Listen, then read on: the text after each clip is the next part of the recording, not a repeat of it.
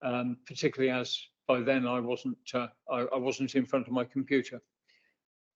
So we need to look at how late submissions can come, and that's a piece of work that we will be doing. So for future reference, there will be a new statement, a comment on the lateness of late submissions. Yeah, so as I said, there have been a number of late submissions come from to councillors and from individuals, but they have not raised any new material planning matters. Okay. So, moving back to the agenda. As I say, welcome to today's Planning Committee West meeting, and apologies for absence, Martin. Thank you, Chair. We have three apologies from Councillor Farberhigh, Councillor Dixie Darch and Councillor Wakefield. Councillor Dawn Johnson is substituting for Councillor Wakefield. Okay. Thank you very much. Minutes of the previous meeting, is it your wish that I sign those as a true record of the meeting? I'm going to so propose from the chair. Can I have a seconder? Yep. Can I see those in favour, please? Yep, fine, thank you. I will sign those in a minute. Declarations of interest. Well, I'll start. As I said a few moments ago, I've had a number of emails from various people on a number of these. Then they have been, I have read all of them and applied them to all of that. Sorry. Oh, I'm my apologies. Dawn, my apologies. If you can alter that. Thank you very much. I say declarations of interest. I've had a number of emails. So I suspect you've all had them because they appeared when I looked at the who they were addressed to. Every single one of us was named. So I'm assuming you're all going to make a similar declaration. You may well make alternative other declarations. We'll come to that in a minute. But for clarity, I know that you've all received it. So right now I'll open the floor. Stephen, did you have something you wanted to say? Yes, I've received a phone call in respect of lobbying for item number 5, planning application 539-21028. But I did not commit to any view as a result of that phone call, and I do not believe that debars me from speaking and voting on the item.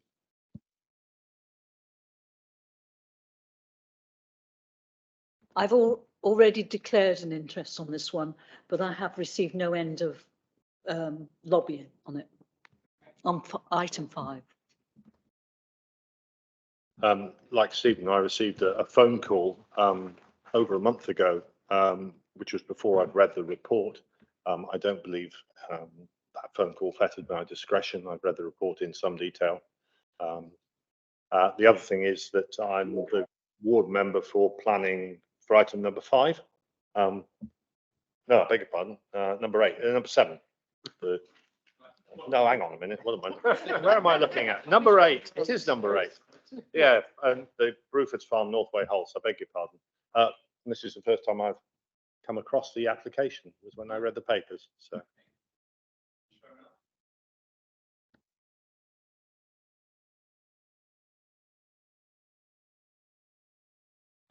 On item, get the item right. Item 7. The applicant, I think, is known to all councillors.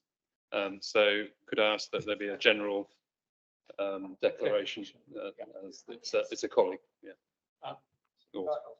On that item as well, I have a statement from the applicant, a great deal of which I cannot read out. But the bits I can read out, I will read out. Okay. So, same with you, then? No, I've heard nothing from the applicant. No, I just wanted okay. to reference the fact that I sat on the planning committee that refused this application the first time round, as you did. I think we're the only 2 members here. Indeed, that's correct. But I haven't been privy to the letter, which I find very disappointing. Well, it only arrived this morning, late morning. Dawn.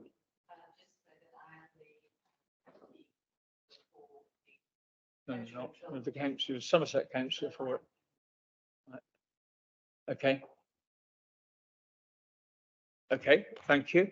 And the last comment on the agenda is item 9 has been withdrawn. Okay, any other declarations? No, okay.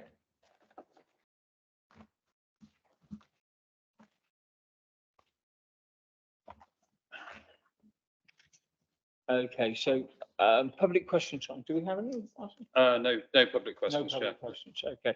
In that case, we're going to move into the meat of our meeting.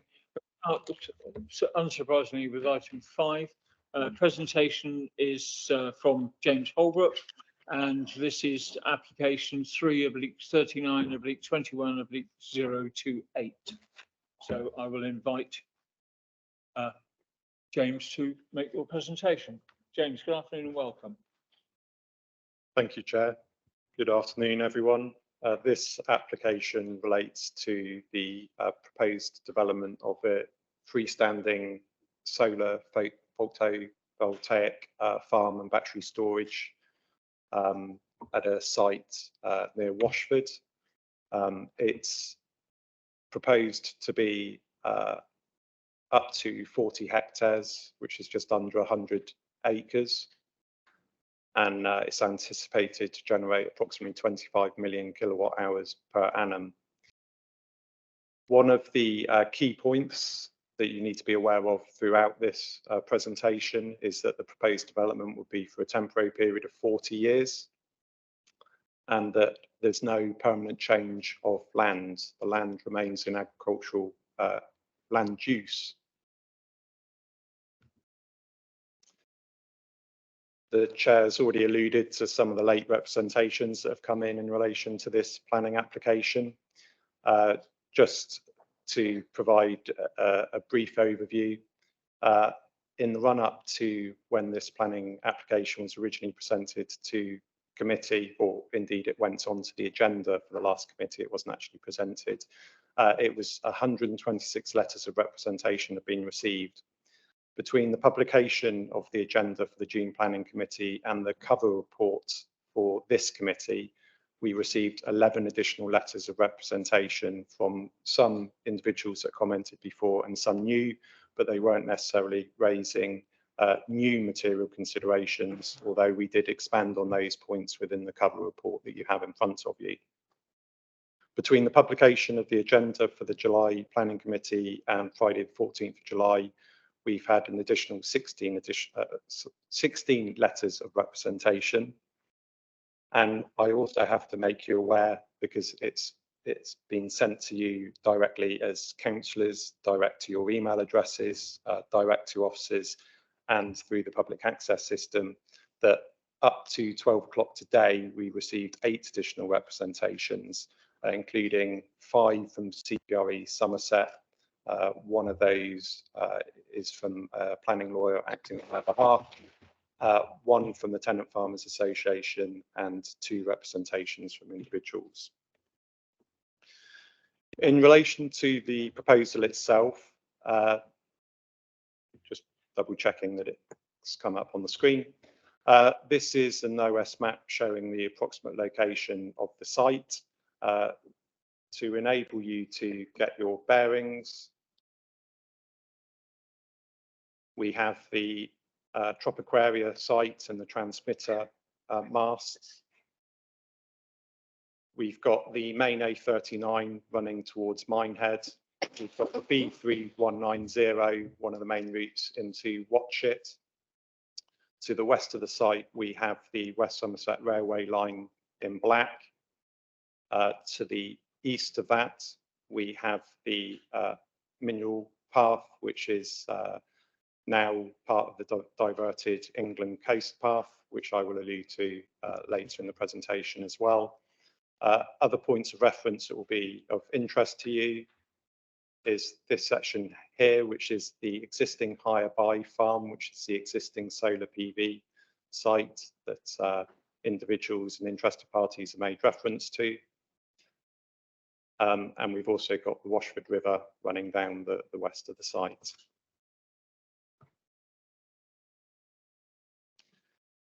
In terms of the site layout, this is a plan, again, just showing for points of reference, the existing transmitter masts to the southeast of the site. We've got a section running along in this direction, which is actually a Wessex Water main pipeline running through the site. There have been some amendments to the scheme over the last 6 months in relation to that point. This section here is the Furzy ground plantation, so the existing woodland area. And again, you can see the Washford River running through to the west of the site. In relation to the solar PV panels themselves, the approximate height of them is about 3 meters. They will vary dependent on ground conditions, so between 2.4 to 3 meters. The orientation is that it's north to south. See the arrow running along here. And there are 2 ways of actually fixing them to the ground. You have a single piling option, and where ground conditions require, you have the option of 2 piling options. The next slide just shows an indicative image that's come from the submitted information from the applicant and agent, showing a photograph of the solar PV panels or typical examples that would be proposed. And in relation to the battery storage element, so one element of this scheme is the solar PV panels.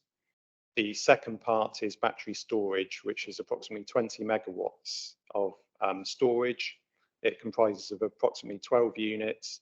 And again, to give you an idea of the typical dimensions, they're up to 2.6 meters in height, and they're usually about 12.2 meters in length and 2.4 meters in width. Fencing is also proposed to surround the site, approximately 2.4 meters in height for the fencing itself, and with the posts, that increases to just under 3 meters in height. So with the exception of CCTV on the site, there's nothing that's higher than 3 meters in height across the site. This slide is just to give you a feel for the overall scale of the works that would need to take place at the stage of construction. Although it's over a very large area, development would take approximately 16 weeks, about 4 months to install. I've already alluded to the operation, so this isn't for a full permanent change of use of the lands. The solar farm would have a lifespan of 40 years, which is classed for the purposes of planning as a temporary permission, although I've alluded to it within the committee report, accepting that 40 years is a long period of time, but when you're determining, you have to bear in mind it is classed as temporary.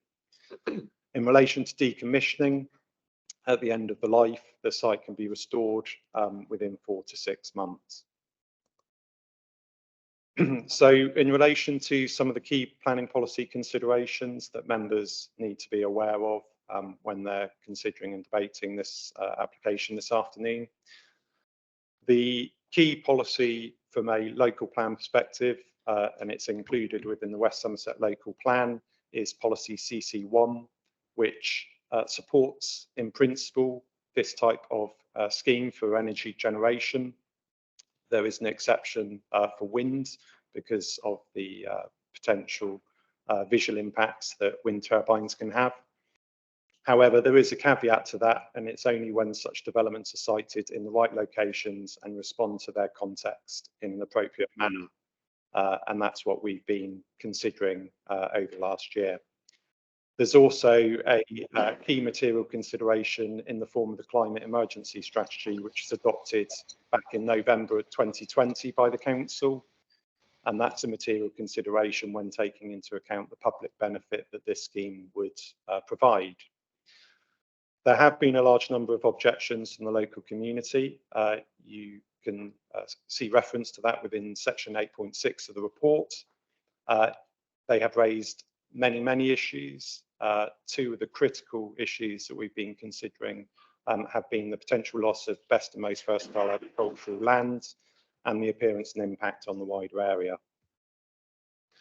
So if I turn towards the agricultural land classification issue to begin with, and I'm just trying to summarise and be very succinct, there's more detail within the report, but agricultural land classification grading ranges from 1 to 5, and best and most versatile agricultural land is graded 1 to 3. Now, when this application was originally submitted back in December 2021, an agricultural land classification report was prepared by the agent's RPS in support to the application, and they concluded that the site was considered to be subgrade agricultural land 3B in grade 4. The tenant farmers for the site instructed Lusk and May to carry out an independent ALC report, and they concluded that the site was considered to be grade 2 and 3A. Because we had a discrepancy between those two reports, the report that was submitted as part of the formal application and the report that came through as a representation, Somerset Western Taunton at the time commissioned an independent consultancy to review the RPS ALC report in June 2022. I've alluded to it within the report. It wasn't to carry out a full detailed agricultural land classification report. It was to do a spot check and a survey on the site. And one of the conclusions that came out of that is that they considered that the grading may not reflect the true distribution of ALC grades across the site, and therefore act as a sufficiently robust tool for planning. We subsequently went back to the agents to request further information, which they did within the summer of 2022 and February of this year. And again, more details referred to within section 10.2 of the report. But in conclusion to this section of the presentation, policy NH8 of the West Somerset Local Plan talks about the loss of best and most versatile land, and it does allow works to be carried out on this type of land on an exceptional basis, but that's only if the presumption is in favour of sustainable development, and that's one of the issues that you're going to need to consider this afternoon.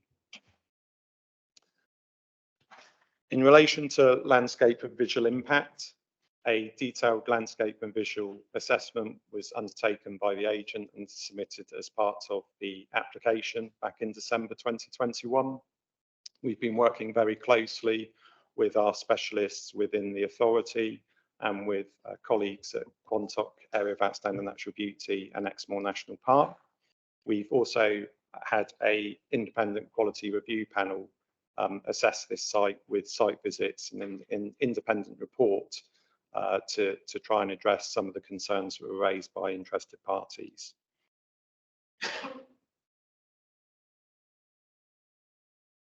Just making sure that the laser pointer is showing. So I have 4 images that have been extracted from the RPS submitted information, and these actually show the solar PV farm site actually superimposed onto these photographs. This is a view from Quantock AONB, notably Beacon Hill, and the site runs in this direction just in front of the Furzy ground plantation. The second image is an image that's been taken from the footpath, which was, or it is still the mineral line, but it now consists of the diverted England coast path as well, which is running between Watchet and Washford. And again, you can see that the solar PV panels have been superimposed onto this image. The third image is from the footpath running down to Kensford Farmhouse from Cleve Hill section. You can see the farmhouse in this area. I would also, just whilst this slide is up, refer to some of the heritage issues that have been raised by interested parties. Historic England do have an outstanding objection in relation to this scheme. We have been liaising with our specialists within the council as well.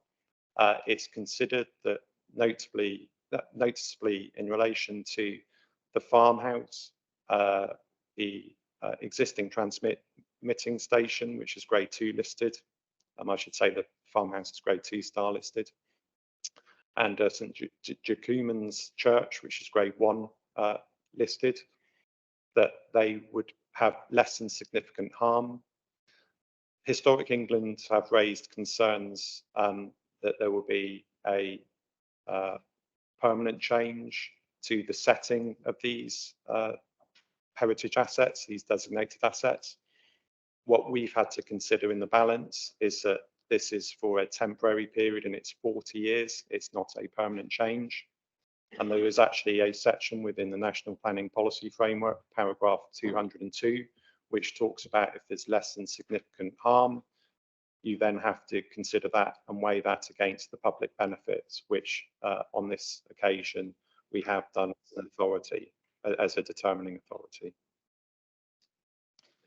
This is the last image, which is a viewpoint from Exmoor National Park and around the area of Nattacombe, where there's public rights of way, just running along this section.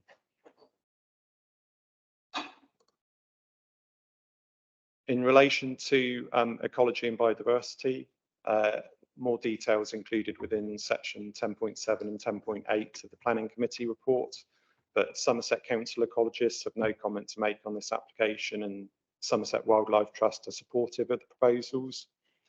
Natural England consider that the proposal would not have likely significant effects on the special area of conservation for Exmoor and Quantock Oak Woodlands area. But I have to make members aware that Natural England do still indeed have an objection in relation to the agricultural land classification survey and some of the long distance viewpoints and the assessments that are being carried out. I've also just included a bullet point there in relation to biodiversity net gain, and there's more information included within the committee report under paragraph 10.8.5. That the proposal would ensure that you have significant biodiversity net gain for habitat, hedgerows and river units for this type of scheme. In relation to access, Somerset Highways Development Control and National Highways Development Management have raised no objections to the scheme. It's considered that there are suitable control processes in place as part of the submitted construction traffic management plan. This is just an image from the main B road towards Watchet, and access is reasonably good from the B road and exit onto the main A road.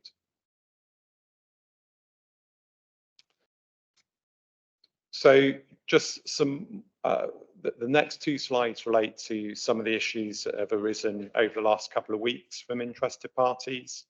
The first one relates to personal circumstances. So on the 20th of June, CPRE Somerset provided a letter to us, which I then provided some further information within the cover reports on.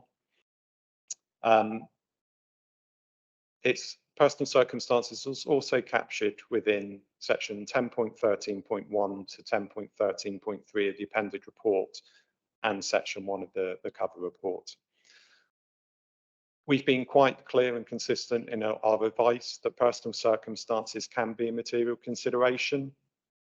CPRE Somerset have alluded to the fact, and again, I know that this has been shared with some members of this committee, that we have fundamentally considered something incorrectly in planning law. We haven't. We've considered it as a material consideration, but what we've highlighted to you is that such circumstances, when they arise, and I'm quoting verbatim now, fall to be considered not as a general rule, but as exceptions to a general rule to be met in special circumstances, in special cases. We have alluded to within the report that the personal circumstances in this instance carry little or no planning weight, but I'm happy to clarify that, as with all planning applications that are presented to committee, it's ultimately for the committee members to decide whether these personal circumstances are sufficiently exceptional or special to justify taking them into account, taking into account the wider local and national planning policy that's in place, and if so, the weight to be afforded to them in the planning balance. The second issue that has arisen over the last few weeks relates to fire risk, and as an aside to that, some of the interactions with utility operators on the site. So we've ensured that we've consulted with a number of bodies, including the HSE, National Grid, Ofcom, Office for Nuclear Regulation, Wales and West Utilities and Wessex Water. In the majority of circumstances, we've either had no objection or no comment. Full details are included within the committee report. But this has come about because of the concern in relation to battery energy storage systems and the potential for fire risk that might be associated with these type of proposals. We've been again quite consistent in our advice, and we consider that it appears reasonable to include a condition requiring a detailed battery safety management plan. That condition is currently phrased in such a way that it's prior to the implementation of that element of the scheme. Objections have been raised over the last few days in relation to that condition, and that maybe that interested party considers that that's not sufficient for the purposes of this issue. And that they've actually referred to a previous scheme that was determined at the end of last year, quite close to this site on Smithyard Lane, for a battery storage system where it had a pre-commencement condition in. We have been liaising with the planning agent for this scheme, and they've agreed that they would be satisfied and happy in this instance to have condition 16 amended if required, if that would address the concern that's been raised over the last few days, to make that a pre-commencement condition. In relation to Wessex Water and the water main that runs through the southeast of the site, they do have outstanding holding objection, but there's no development actually taking place within that location. And we consider that in the round, this application should still be recommended for approval, and that actually that isn't a reason to withhold it being determined. The last point just relates to other regimes that are in place. So the planning system isn't there to duplicate other regulations and legislation that are in place. We have proposed an informative to ensure that the applicant and agent are aware that they will need to engage with other regulations and indeed liaise with the utility providers that operate on the site. So in conclusion, section 11 of the original committee report from June and section 2 of the cover report provide the recommended or the key reasons for recommendation. I've alluded to the 6 key points on this slide, but the principle of development is considered to be in accordance with local and national planning policy when taken as a whole. I've emphasised that the proposed development would be sited on high agricultural lands, but it would be classified as a temporary installation with no permanent or irreversible loss of agricultural land. There will be impacts on both the landscape character and visual amenity of the area, but the proposed site has been selected because it's not within any landscape designated area and it's outside of the Exmoor National Park and the Quantock Area of Outstanding Natural Beauty. There would also be measurable net biodiversity gains. There will be no unacceptable impact on highway safety, and we've had no objections from our technical specialists in that regard. And there will be less than significant harm to Kensford Farmhouse and the church, and the authority have taken into account paragraph 202 of the National Planning Policy Framework and assessed it against the weight of public benefit. Thank you, Chair. Okay, thank you very much. Right, so we're going to move on to the public speakers now. And if I can persuade the public speakers to come up to the desk and when I call your name, and then you will, when push the right hand button, when the red light comes on, you are able to speak. So if I call the first speaker, please, Robert Dibble. Mr. Dibble, thank you.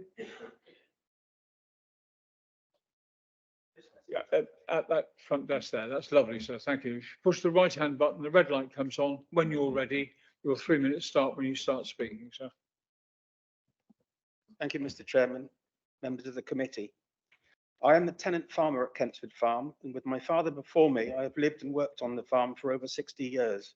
I now have a son who would like to succeed me on my 3-succession Agricultural Holding Act tenancy. The farm is currently mostly arable, producing wheat, barley, beans and linseed. This is only possible as the best and most versatile land allows continuous arable cropping. At a time when there is a national food crisis, it is vital that this should continue. Food security is just as important as energy security. So by not developing best and most versatile land, we can have both, but only if the most productive land is kept farming. My best land, most of which is included in the proposed site, is vital to subsidise my poorer land, which is in environmental stewardship. This includes 4 county wildlife fields, a triple SI and 7 water meadows. The High Court case Regina v Glamorgan deemed the tenant farmer is material consideration in the planning process. The proposed solar installation has shown total disregard for the running of the farm, splitting the main holding in half, making it impossible to move large machinery between fields without using a much busier, longer road route. The solar site also has 3 power lines across it, one of which is not shown on the plans that were shown earlier. This is the same line which had a pole snap last December, requiring immediate attention from South West Power. The fields adjacent had their second gas leak in 5 years, again requiring immediate attention to prevent Minehead from losing its gas supply. The age of these pipes makes them unlikely to survive solar panel piles being driven in around them, a disaster just waiting to happen. The water main is also at risk, as is the all year round access to the combined sewage overflow. Kensford Farm has also included a caravan and motorhome club certified location site for many years. The first thing these visitors would see to the site or to the grade 2 star listed English Heritage Farmhouse will now be solar panels. Visitors have told me they particularly come for the many footpaths, including the old mineral line, the Southwest Coast Path, and the path to St Decumans Church past the farmhouse and the Holy Well. Sadly, many of these people have already said they will no longer choose to come back to the area if they must look at a semi-industrial solar panels on these walks. Please do not grant this application without visiting the site first. Do not destroy the environment in trying to protect the environment. The total and blatant contempt for me as a tenant and my livelihood and well-being and that of my family is against planning policy. 40 years is not temporary. The damage to the soil and wildlife will be irreversible. 40 years is a very long diet. Thank you. Thank you, Mr. Bill. The second speaker, a couple of things. Please, can we refrain from applause? And to the member of the public that is using the chat feature in Teams, would you please desist? Thank you. The next speaker on this is Jan Owen or Gerhard Hatting. I'm not sure. That's Gerhard, I think. Sir. Again, if you come to the desk, the microphone is on. When you're ready, and when you start speaking, your 3 minutes start then, sir. I think it's on now, isn't it?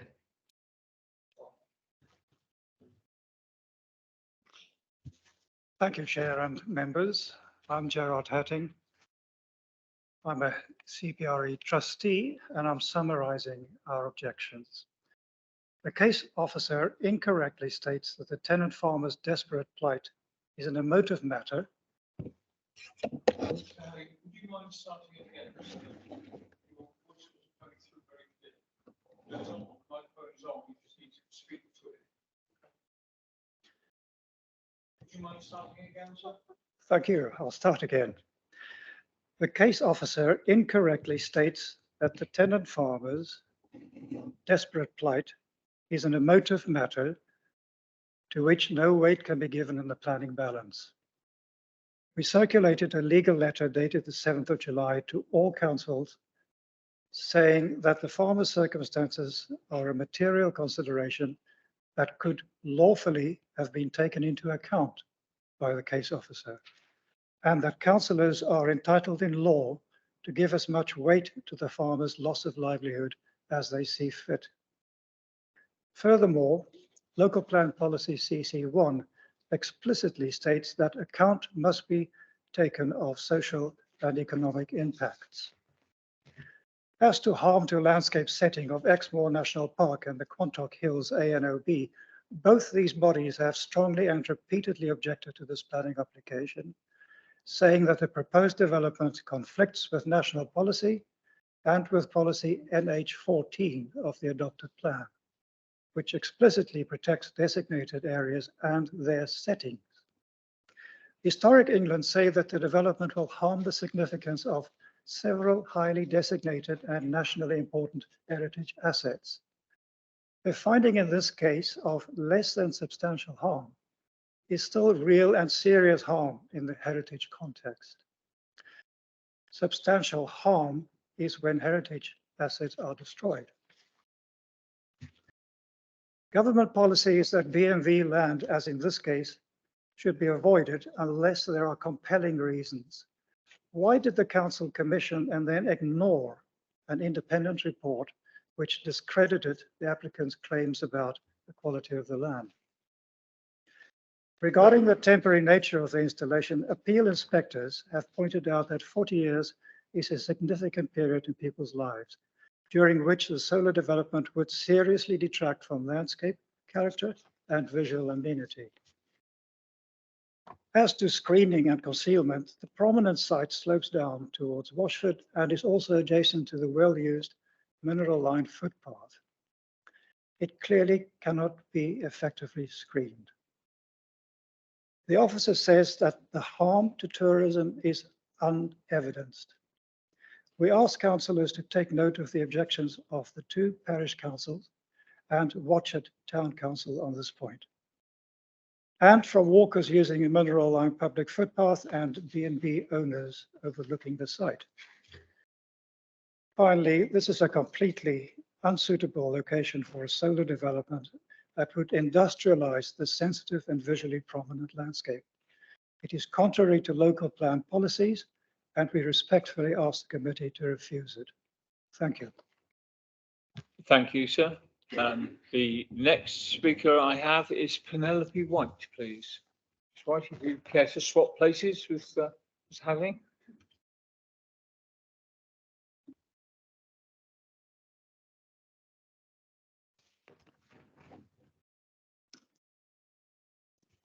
Right, thank you, Mr. Chairman. No one can deny that we need to move away from fossil fuels if we are to prevent climate change. We are already experiencing extreme weather events, so there is an urgency to act. However, this does not mean that every project which provides green energy should be automatically approved. Solar panels do provide power, but they are not nearly as efficient as offshore wind farms or as productive as nuclear. They take up a vast amount of space and their output is inconsistent, fluctuating with both weather conditions and available hours of daylight. A 140-acre solar park is said to be capable of supplying electricity to about 9,000 homes. However, just one wind turbine in the North Sea has the capacity to power 16,000 homes. The government's own calculations state that by 2030, offshore wind will be able to supply the needs of every household in the UK. Elgin Energy wants to install nearly 100 acres of solar panels in a valley that is overlooked by a national park and an area of outstanding natural beauty. No matter how many screening trees are planted, the solar panels will be clearly visible due to the elevation of the surrounding countryside. Further problems in the site already alluded to are the overhead power cables, the gas main that runs under the ground. There is also the risk of the aged gas pipe being damaged during construction and the fire risk of the battery storage situated right next to the woods. The type of solar panels intended for this site are inefficient and are being surpassed by new technology. Perovskite panels, which are thinner, smaller and lighter and more easily energy efficient, can be easily moved and reinstalled as necessary, and their performance is also less affected by cloudy weather or high temperatures.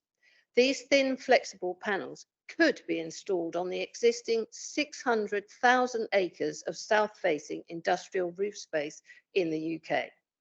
We do need green energy, but we also need food. We should not have to trade off one against the other. New technology means we don't have to. So I would ask you not to rubber stamp this outdated technology just because it ticks a green box. Better options are available, options that can make use of existing structures rather than taking up acres of our precious food producing farmland. Please think about the many harms this project will cause versus the one relatively small gain. We live on a small island. How we use every single acre is important for the future of all of us. Thank you. Thank you. The next speaker on my list is Kevin Bateman, please. Mr. Bateman.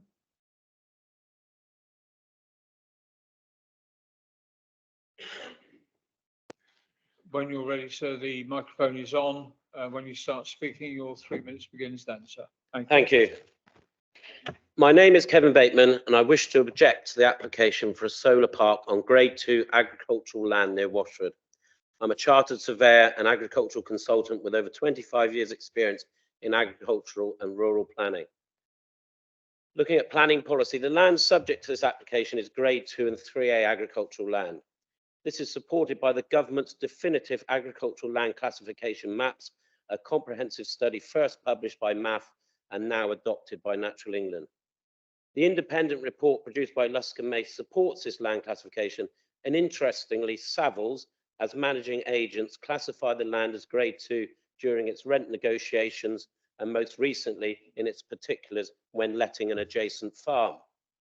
The only survey that contradicts this classification is a survey prepared by the developer, the methodology of which was discredited by the Planning Authority's own independent review prepared by Mott MacDonald.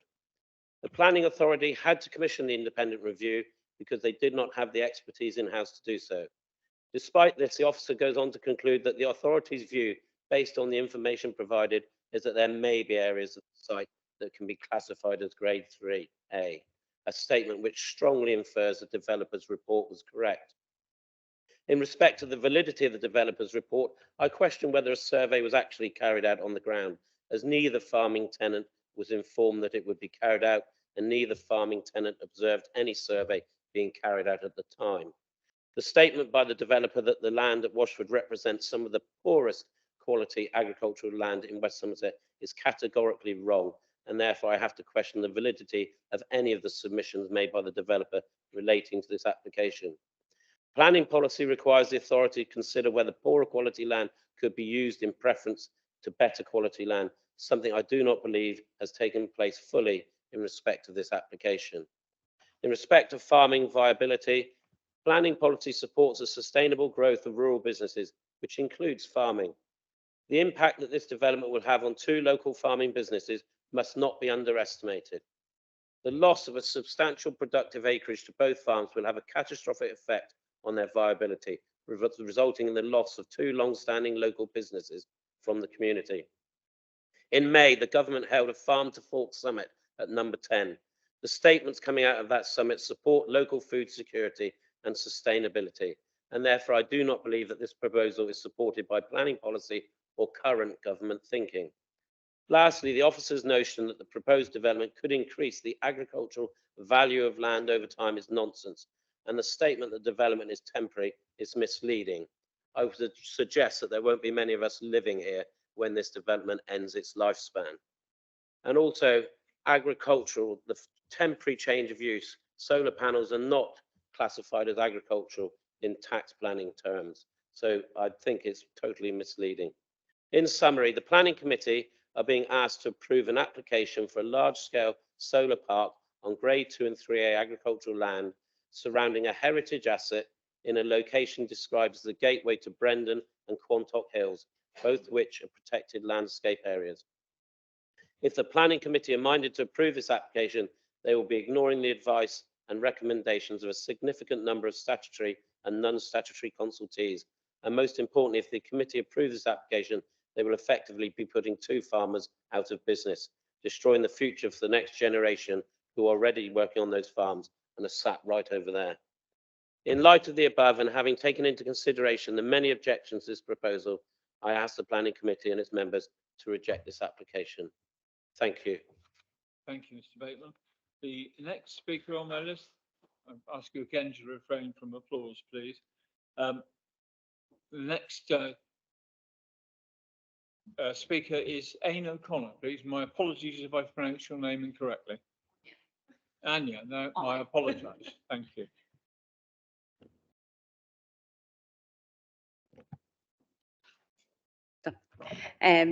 So 2 main points I wanted to talk about today is the officer's report's main reason for recommendation is the temporary nature of the engagement and the climate emergency.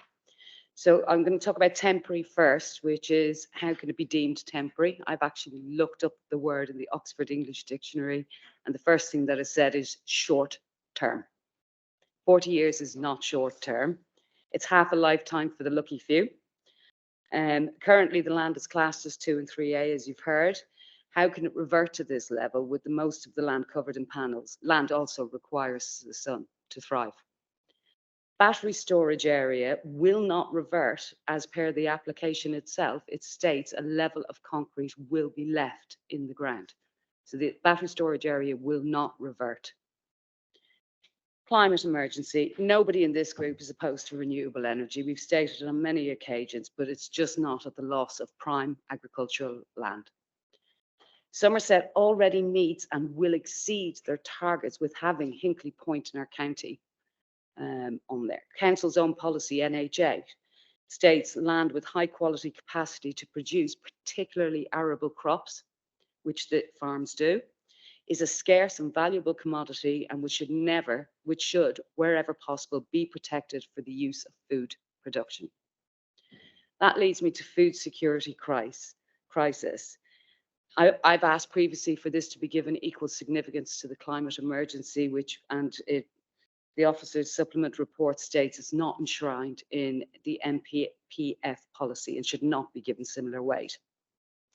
We, the group, feel the committee must give equal importance with the many debates currently going on in Parliament about this subject.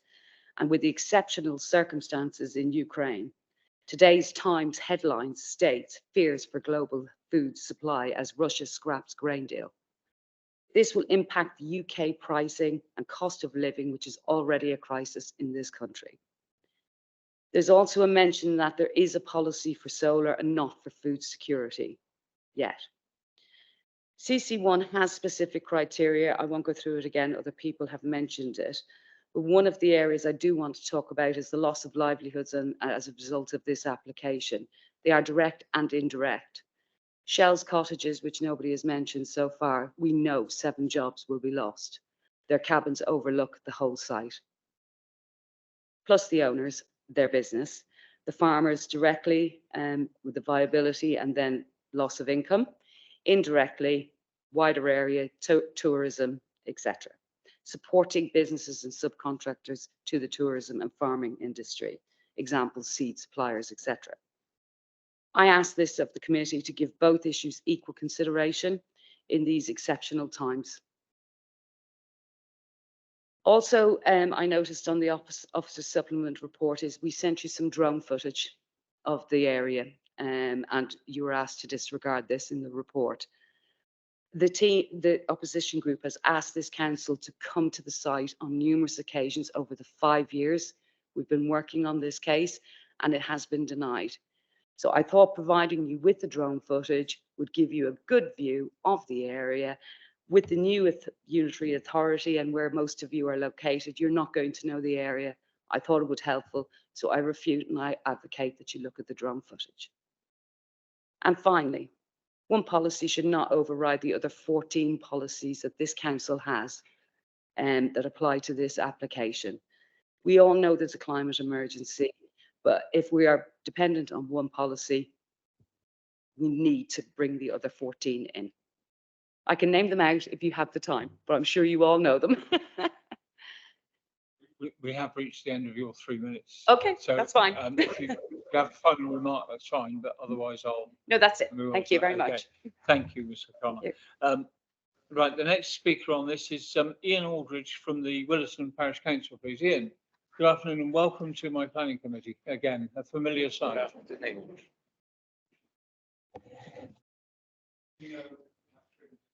Indeed, I do know I have 3 minutes, Chairman, and a well-rehearsed speech. I know that I'm not allowed to show this photograph that shows the glare from the existing farm.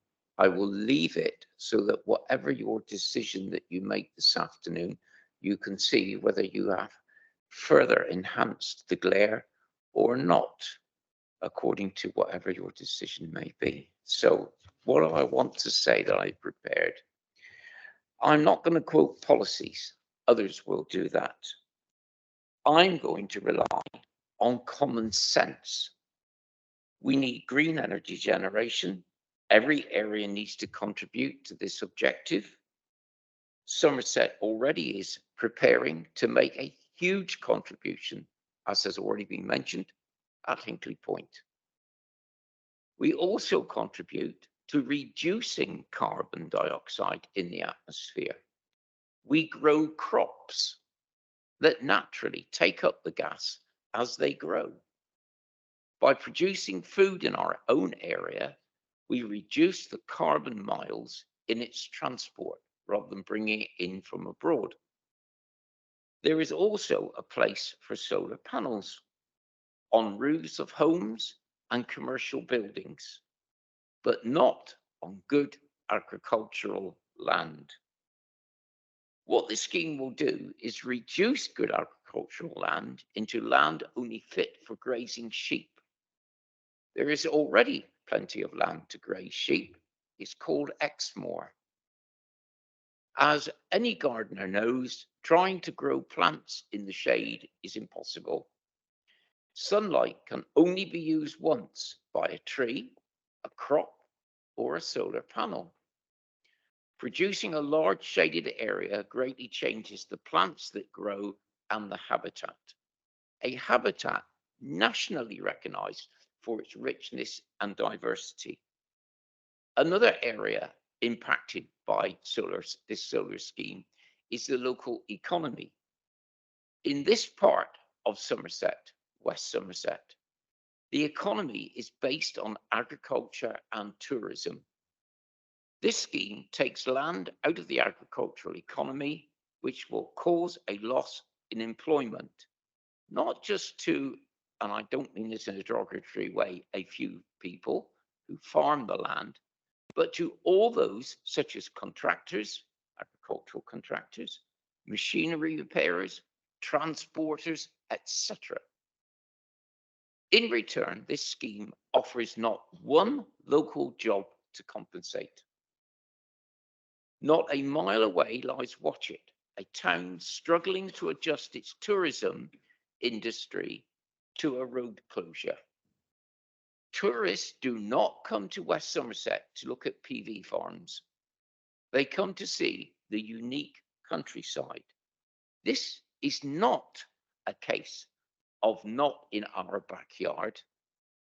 It is a case of not in the forecourt of Somerset, which also happens to be Somerset's productive garden.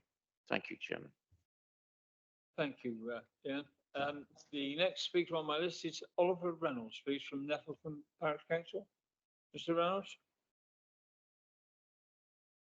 When you're comfortable, sir, the light is on. When you start speaking, your 3 minutes begin then. Thank you. Oliver Reynolds, Nettlecombe Parish Council.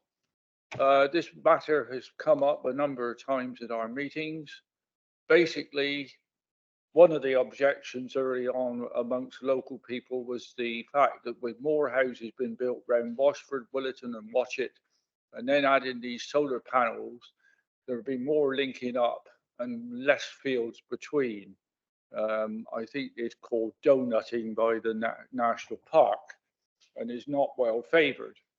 But as far as the land, which we've already heard that people are not happy about producing electricity on such good land, I've known those fields for 55 years.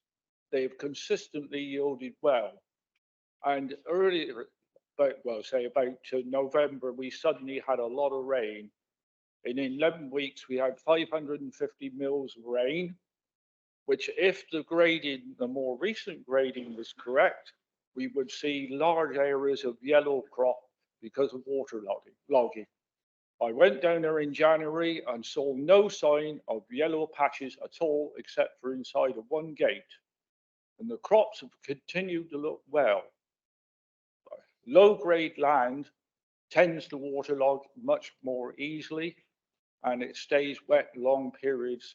The lack of air getting to the roots of the crop causes them to go yellow, which affects yield substantially. And since we gathered here before, of course, the news on the world food front has got a lot worse, with extreme heat in America affecting crops. Southern Europe, since 2018, has had a series of dry years followed by extreme floods and now extreme heat. Obviously, Turkey's infrastructure has been damaged by the huge earthquakes that happened there.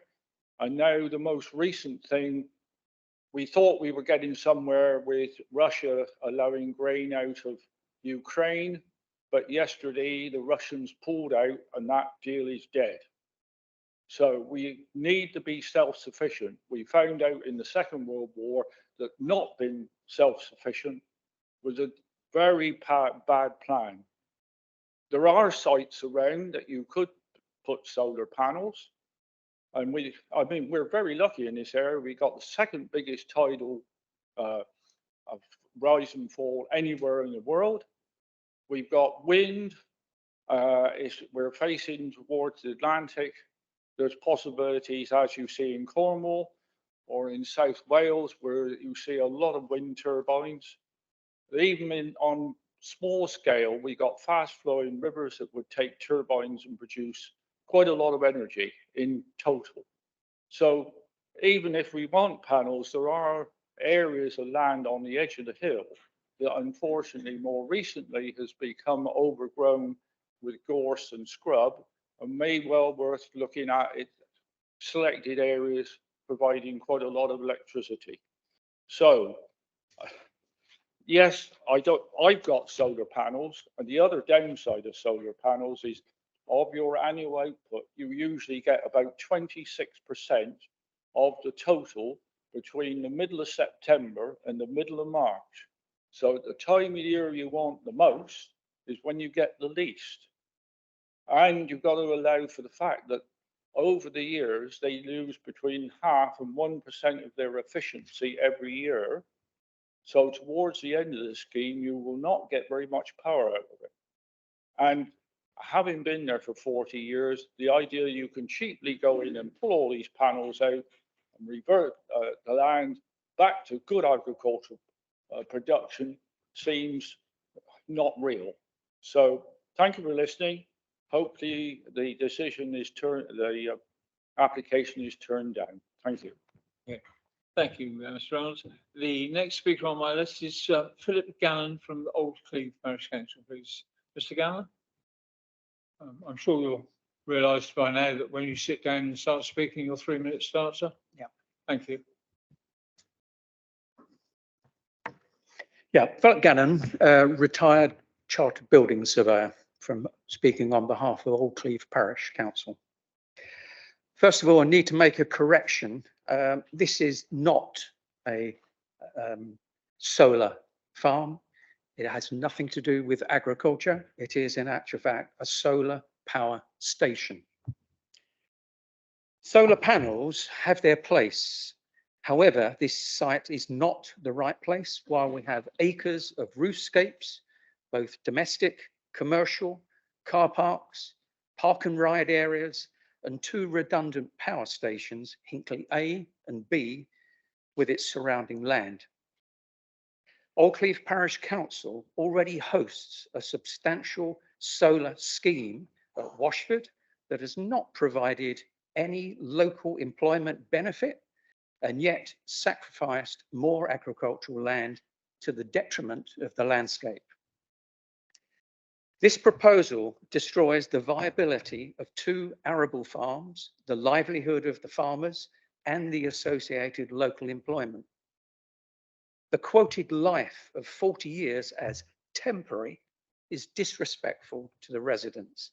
The land use in future, classed as commercial brownfield, contrary to the planning officer's comment, in all probability, never returned to viable arable land, as the surrounding farms will no longer exist, engulfed with other developments as seen elsewhere.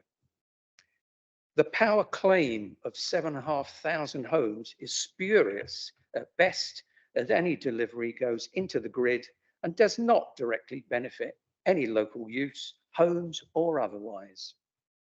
The planning policy is that developments should not be on the best agricultural land, should enhance and be beautiful.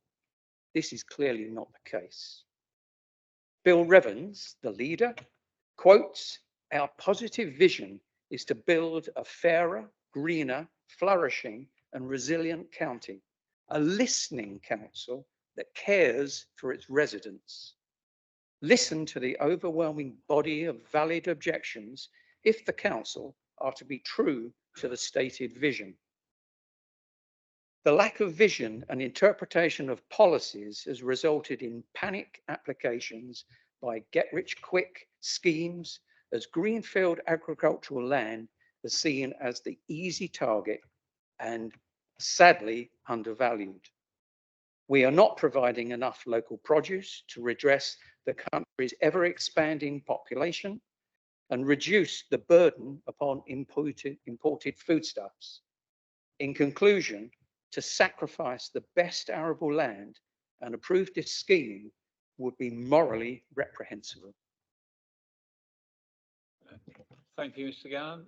The next speaker on my list is Simon Chapman, who's the agent. Mr. Chapman? There you are. Thank you.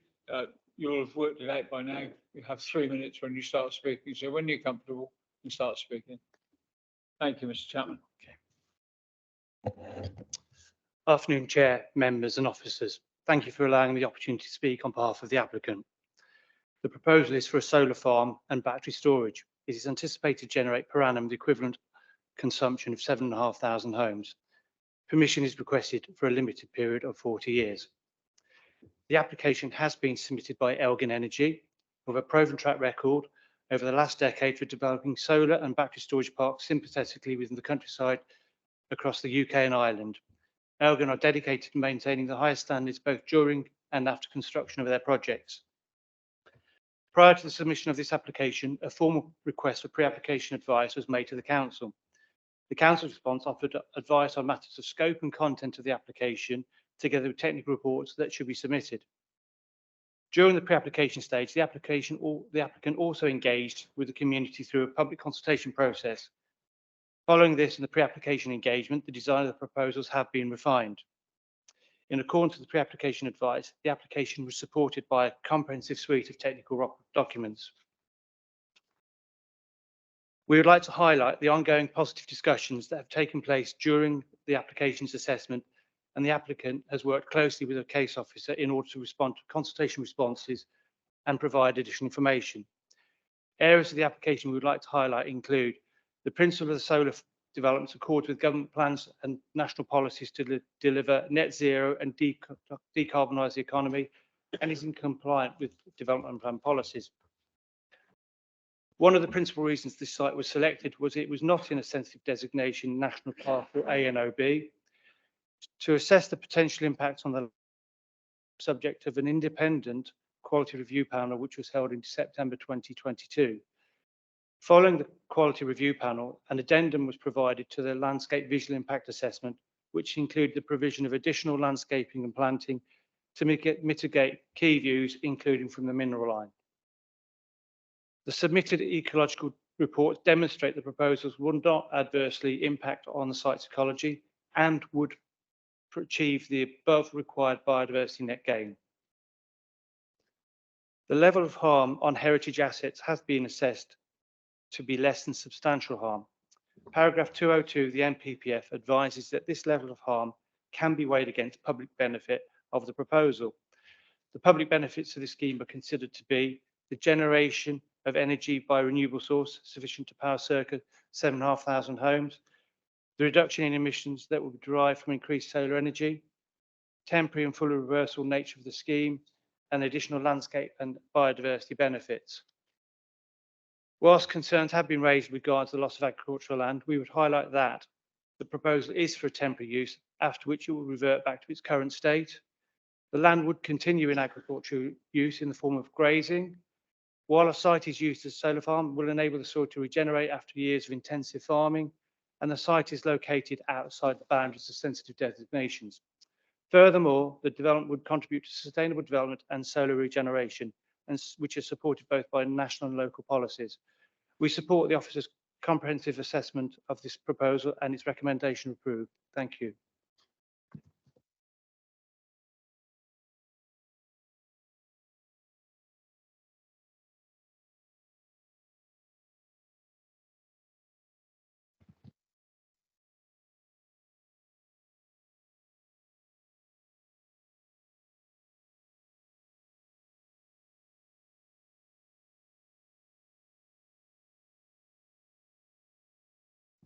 Thank you, Chairman. I'm Rosemary Woods, the councillor for the Watchet and Stegursey division, which takes in the area proposed for the solar farm. You will have heard from the learned and the clever. I am neither of those. All I can do is to beg you to vote against this proposal on behalf of my community. The circumstances provide an exception to any general rule regarding this application. There are two main reasons why we should vote against this proposal. One, this site is very visible from the A39. It is the main tourist route into West Somerset. It sets the scene for our tourists. The proposal will destroy the ambience of the approach to the town of Watchet. Reason two, we are about to lose prime agricultural land. Our officers say the government has not caught up with this as a reason.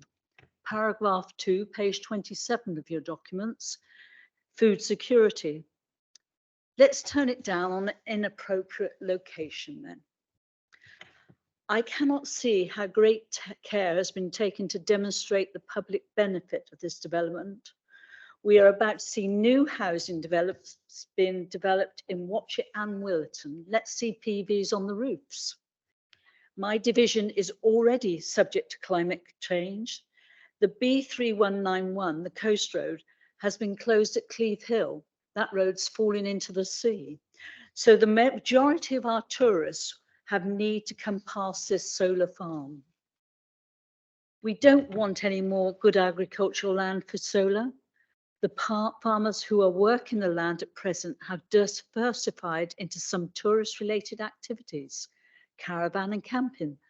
The officers are producing a double whammy, taking away their land that produces food, and part of that diversification, no rolling acres, no tourists. So what does this mean for our local economy? Our coast road has already gone. Our agriculture is being replaced by an industrial enterprise. How many jobs per year will this generate? Very few. What guarantee do we have on any mitigation that can be kept up in the long run, if we get any mitigation? I have seen plenty of examples where conditions imposed at the planning stage have not been complied with. Let me tell you the home truth. You're not inventing land. In this land area, the land we have is falling into the sea, as in the example of Cleeve Hill. We need more agricultural land, not less. The cost of our food is growing, but we require the food to grow. You have heard of another generation expected to take over the stewardship of these acres, with the families coming in to farm them. I said to the local paper in January 22, we are not manufacturing land. We might come to a time when we need to dig for Britain. I fear that we are coming to that time earlier than I anticipated. Please do not close Watch It Down. Okay, thank you, Rosemary. Will you turn the microphone on for me, please? Thank you very much. Okay, I'm going to go back to James Holbrook and see if there's anything you wanted to pick up from any of the comments that have been made so far. James.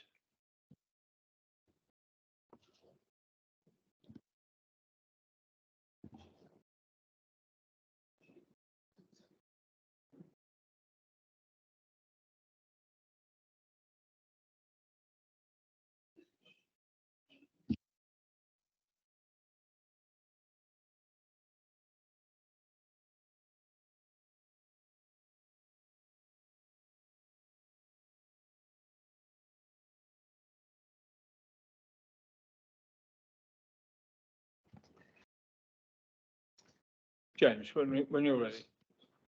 Thank you, Chair. Thank you to the speakers. It wasn't necessarily raising any new or additional points, so I don't really have anything to add over and above what was included in the report, the cover report and the presentation. Okay, thank you. I'm going to bring Martin in and then open it up to the council. So, Martin. Thank you, Chair. Just two things, just to explain for members of the public in terms of Councillor Woods. At the last meeting, she declared that she had predetermined the application.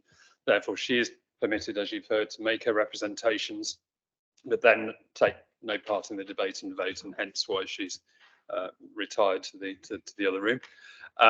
James, would you mind putting up the slide on personal circumstances, because I just need to say a bit more about that. It's just to be clear, committee, that what officers are saying is that personal circumstances can be and are capable of being a material consideration for you in determining the application. Let's make that absolutely clear. And there's case law on this, that is only in exceptional circumstances that personal circumstances can be material. Now, in the view of officers, and this is set out in James's report, and this is the officer's view, that the personal circumstances that are being put forward, and not to sound unfeeling or derogatory to those individuals, but where we're dealing with planning applications, we're dealing with land use matters and not generally personal circumstances. So the view of the officers is that in this case, that those circumstances are not exceptional, but that is a matter for you as members to decide. You may decide differently. You may have good reasons for saying that they should be taken into account. It's also the view of officers that if you take them into account in the planning balance, they should only be afforded little weight. Now, again, that is the officer's view. That is the advice that you're being given. But again, that is a matter for you as members to determine from what you've heard. So the only thing I'd say is that if you are going to take those into account, you need to explain why you think they're exceptional, and whether those circumstances are linked to other material planning matters, like the loss of agricultural land, which is clearly material for you, and whether they are unusual you know, in my line of work, for example, commercial business tenants can have their leases terminated because the freeholder wishes to develop their unit. So that is a matter for you. I won't say anything more, but if there's any more questions on that issue, I'm happy to help. Thank you, Martin. Okay, I'm going to open it up to the councillors now. The first councillor. Do I just ask, we have a 2-minute comfort break?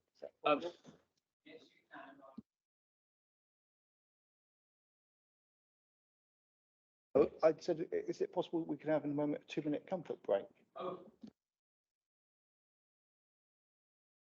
Yeah, yes, I'm happy for us to have a 10-minute comfort break. Okay. Yeah, we'll go for that. Okay. So, well, I might be.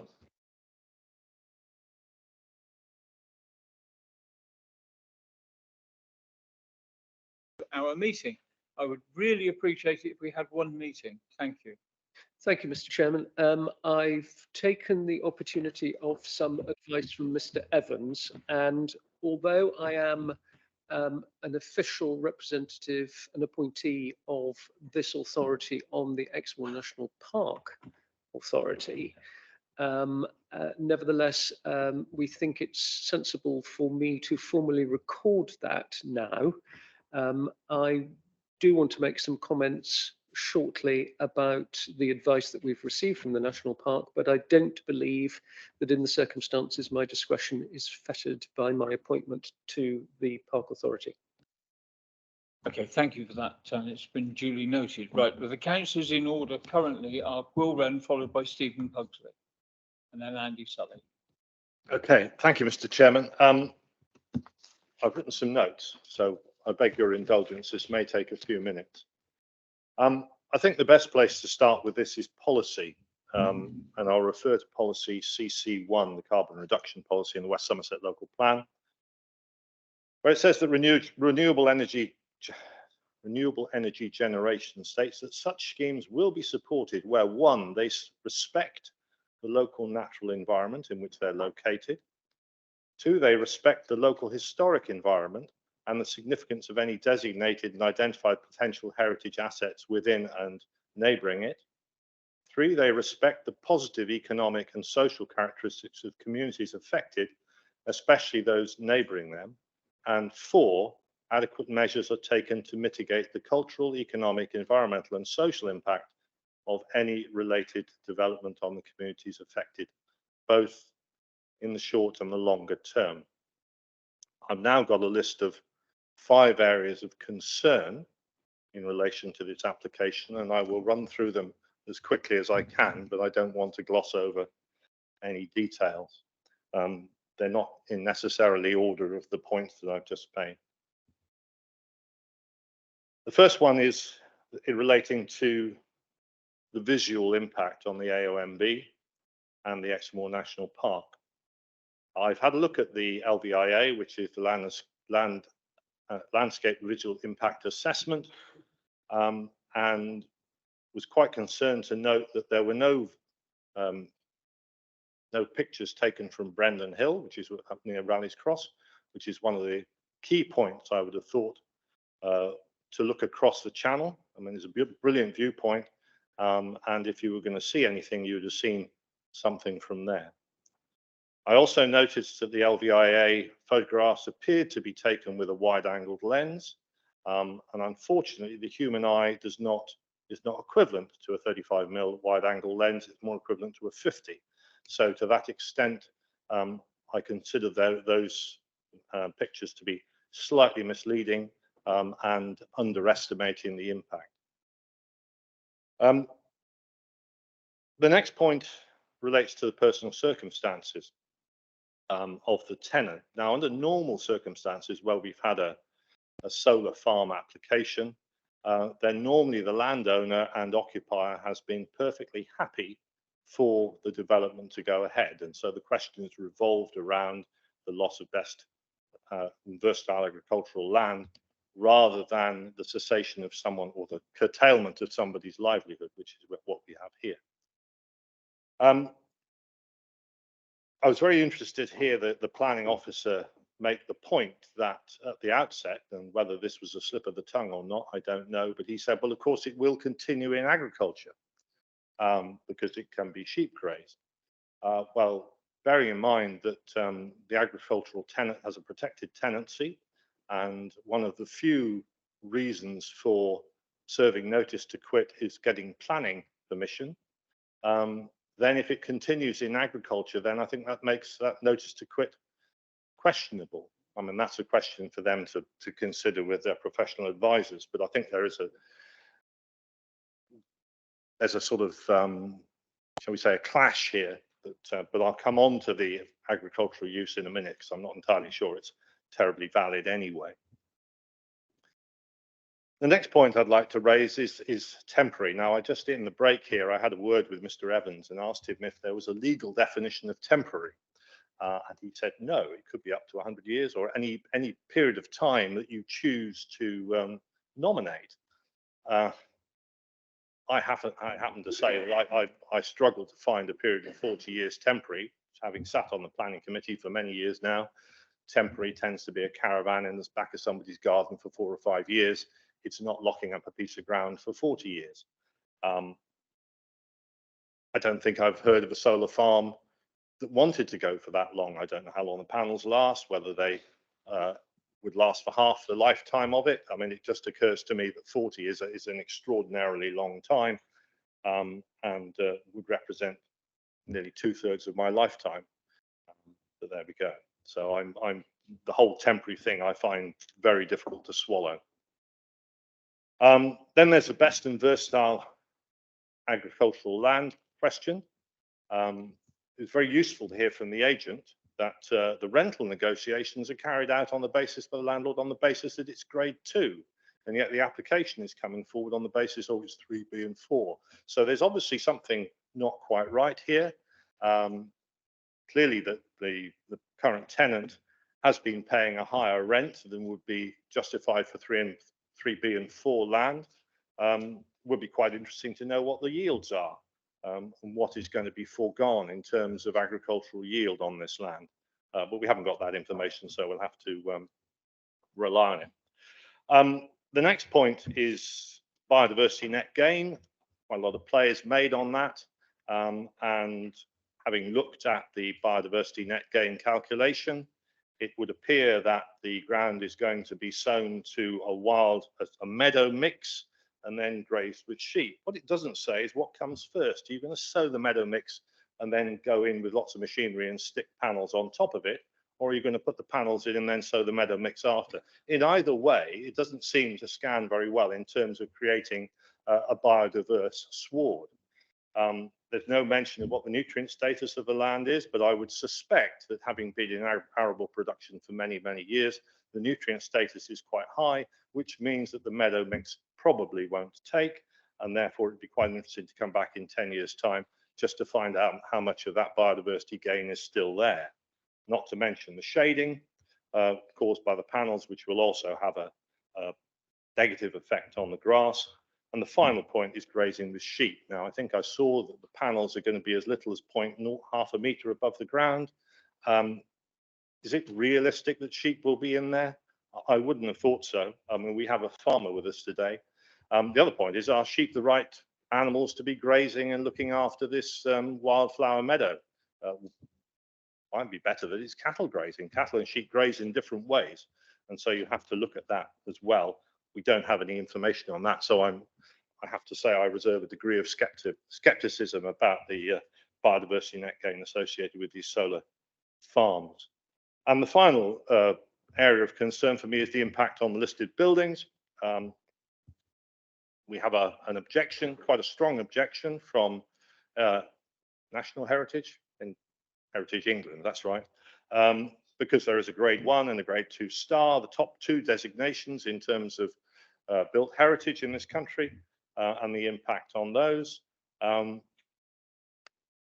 that troubles me as well. And then there's the report, which one by one takes all these concerns and just bats them aside. I really don't think that the report has fully considered the impacts of this particular enterprise. I'm afraid it just doesn't, it just seems to dismiss them out of hand. The reasons we heard earlier in some of the conversations were that it's temporary, it's only 40 years. Well, as I say, I have to say I struggle with a temporary 40-year use. And the second thing is the climate crisis and sustainability, which of course is valid. But is it enough to outweigh the accumulated damage that this is going to cause? And I'm not entirely sure it is.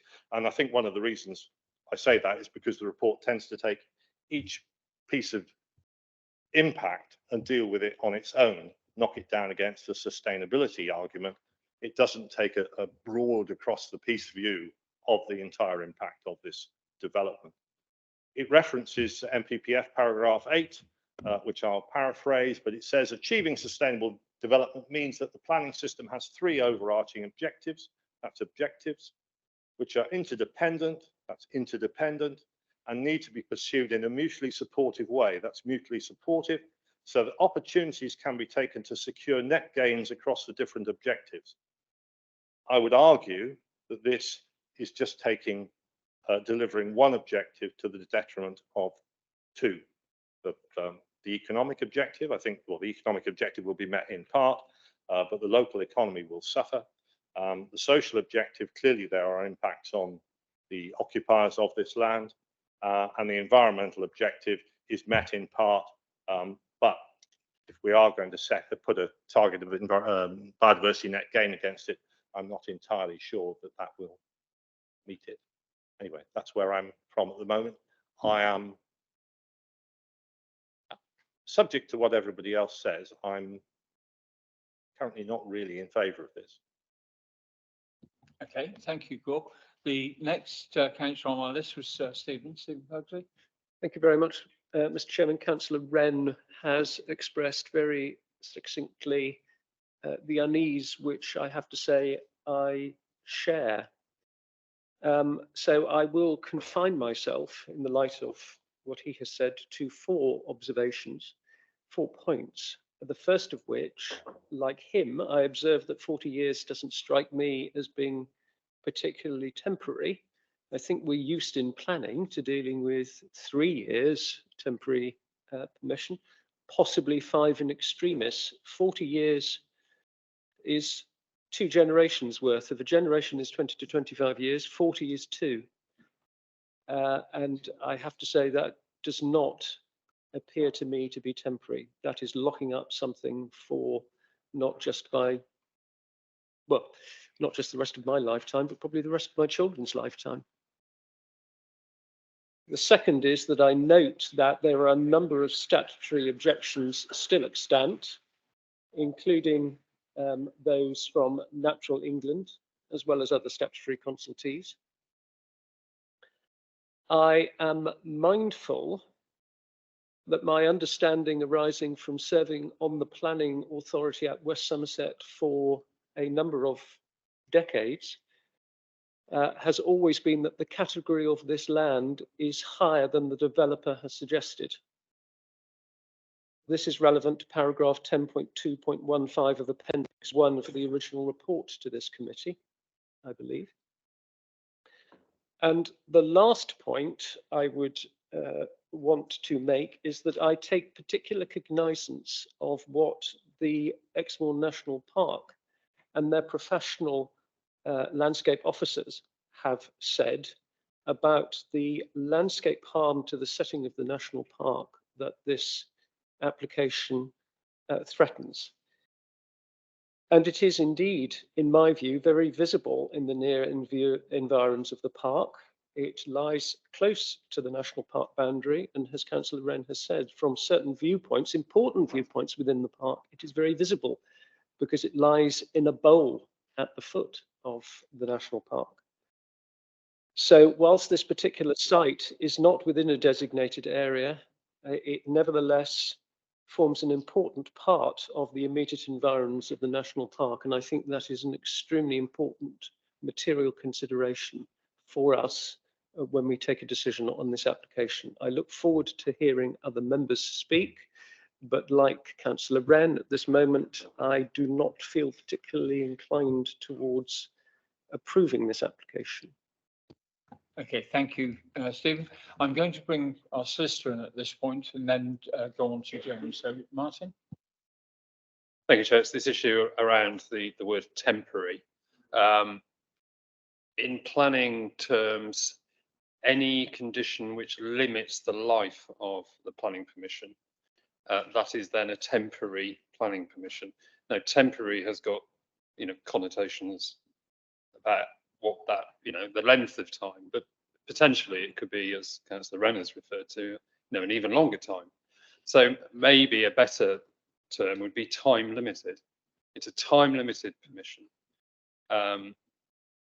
And you obviously will need to take a view on the effect of the development over a period of 40 years.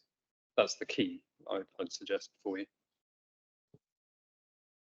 Okay, thank you. James, is there anything you wanted to contribute? Yeah, I think Martin and I picked up on the same point, which was the issue of temporary, and Martin's captured it. Just in relation to case law, it's just that for solar PV farms or schemes or proposals of this nature, they are often controlled by way of a condition, in this instance time limited. Historically in the past they've been 25 years. The majority of the schemes coming forward now across the country are 40 years. So yes, it's a very difficult issue to kind of present and get across, but temporary in respect of solar PV means more time limited conditions, which is what we were proposing as part of the proposed conditions as well. Thank you. Okay, thank you.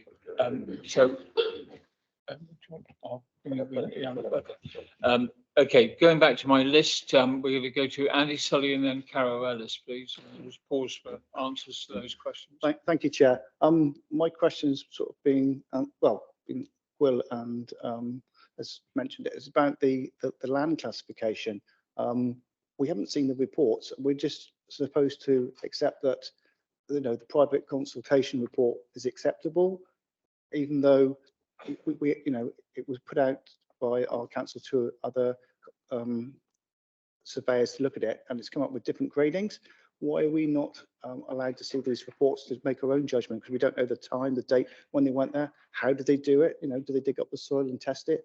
What methodology was used? So I'm still feeling not happy that the classification, the grading of the land hasn't been bottomed out, so to speak, in terms of what the actual grading is.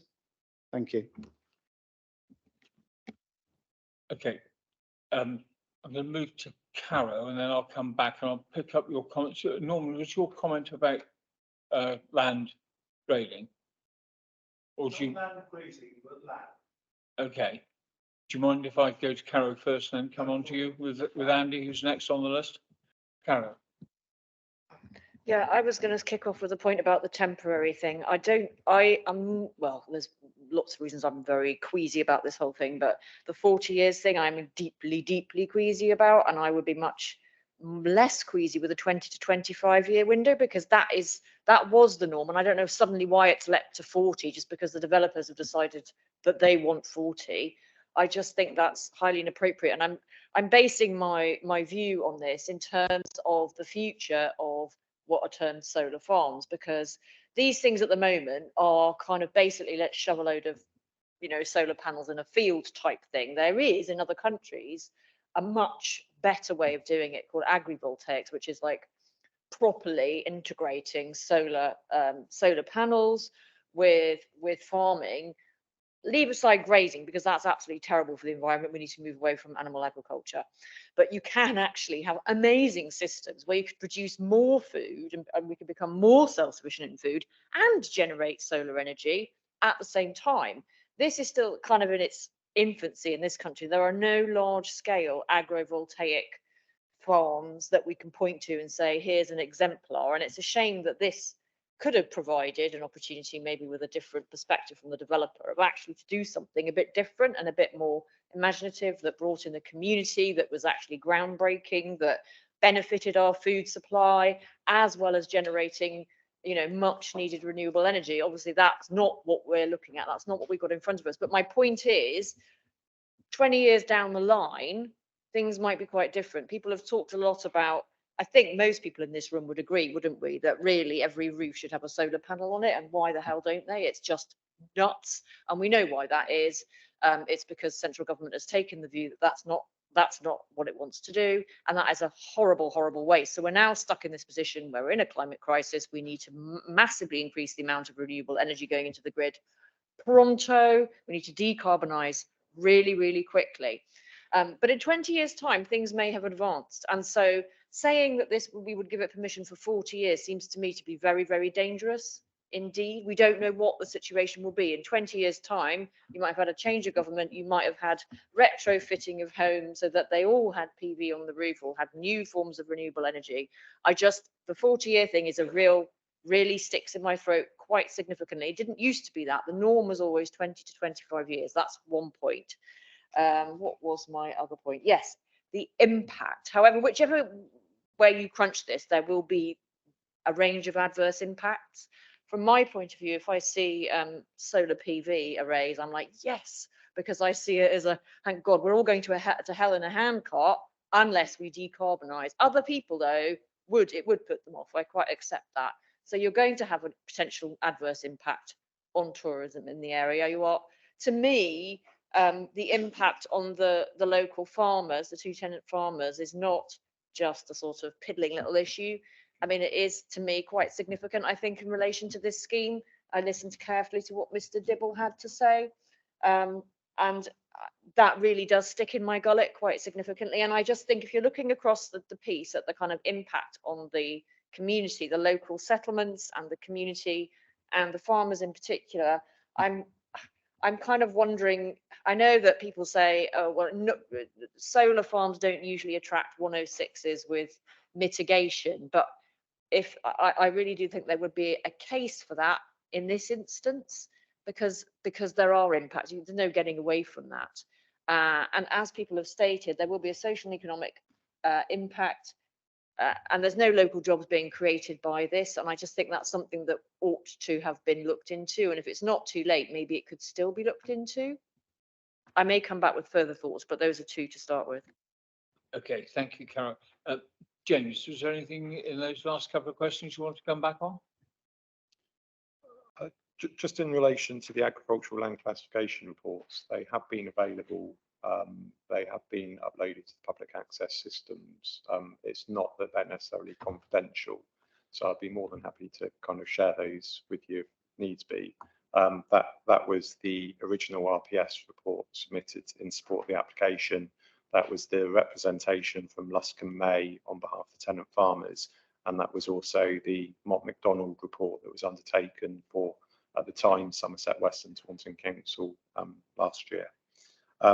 Just in relation to the 40-year period as well, because I think that's going to be kind of one of the key issues as part of this discussion. My understanding is that the reason they have moved in the majority of circumstances from the 25 years to longer periods is because of the advancement of technology. The maintenance regimes are significantly reduced for the newer solar panels, and also some of the scale of the schemes and connecting into the national grid. So it's it's still a long period of time, but it's quite standard now that it's moving towards more 40 years.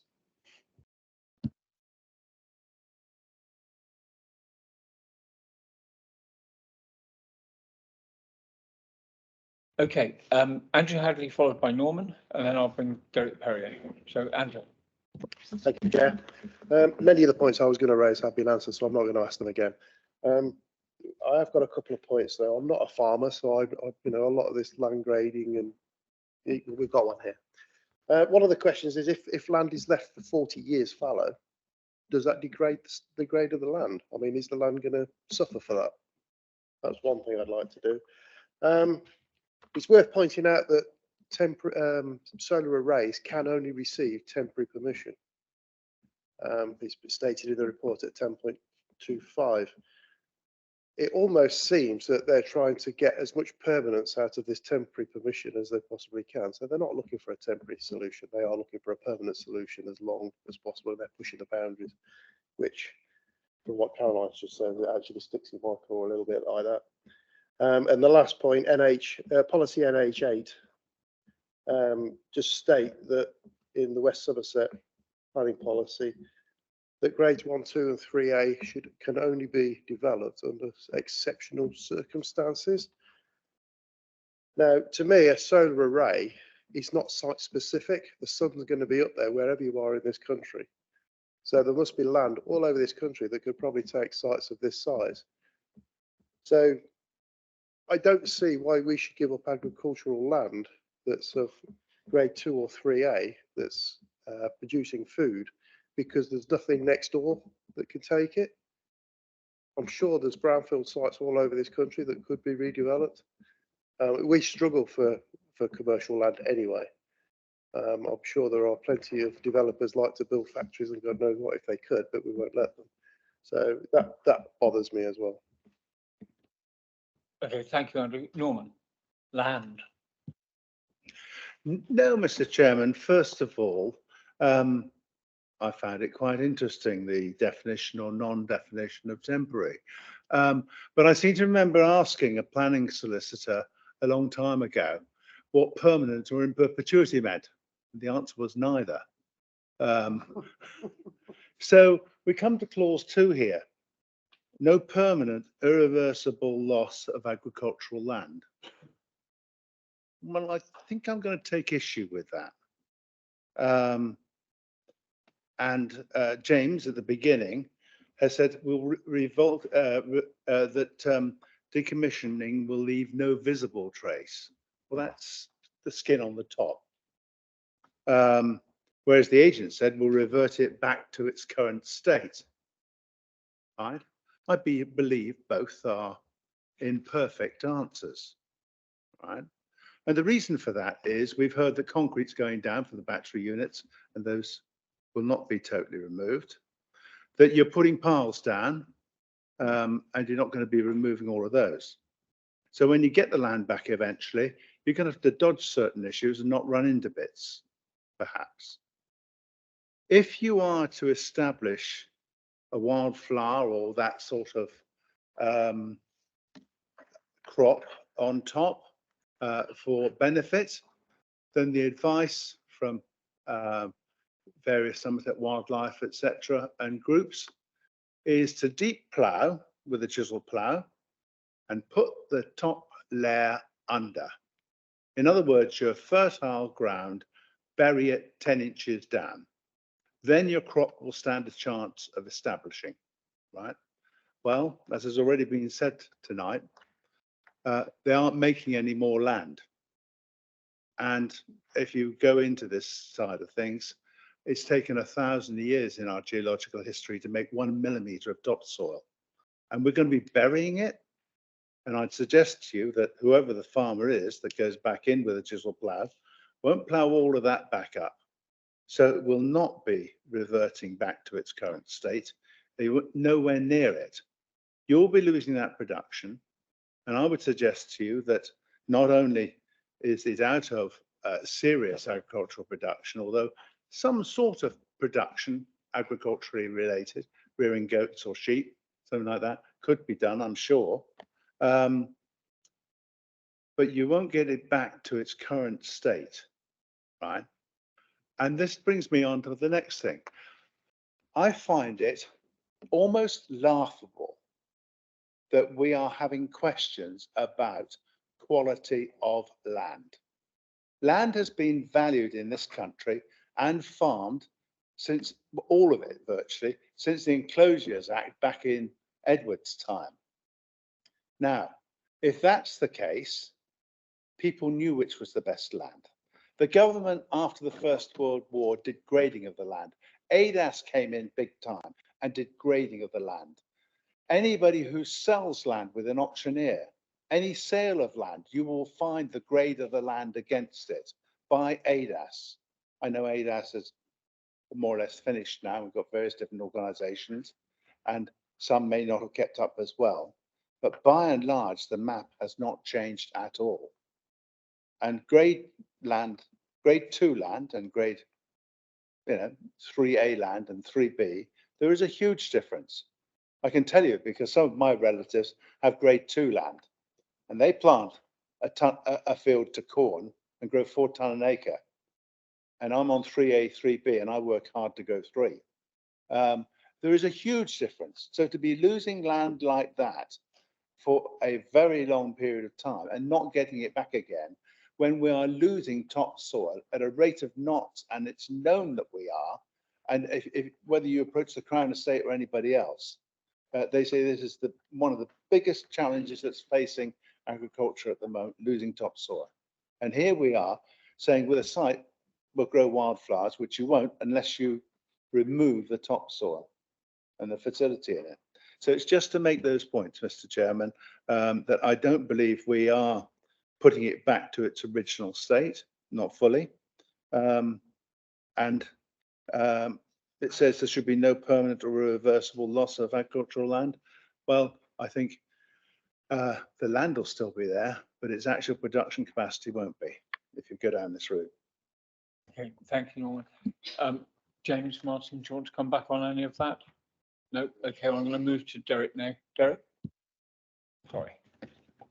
So there's a lot of stuff to take into account here, but there are some aspects of this that would not lead me to vote against it. Let me be clear about that. For example, although visual amenity is a significant issue, I have to say from a personal point of view, but with regard to planning policy, it seems to me there's a balance to be struck between the desirability of gaining green energy on the one hand and having nice things to look at on the other.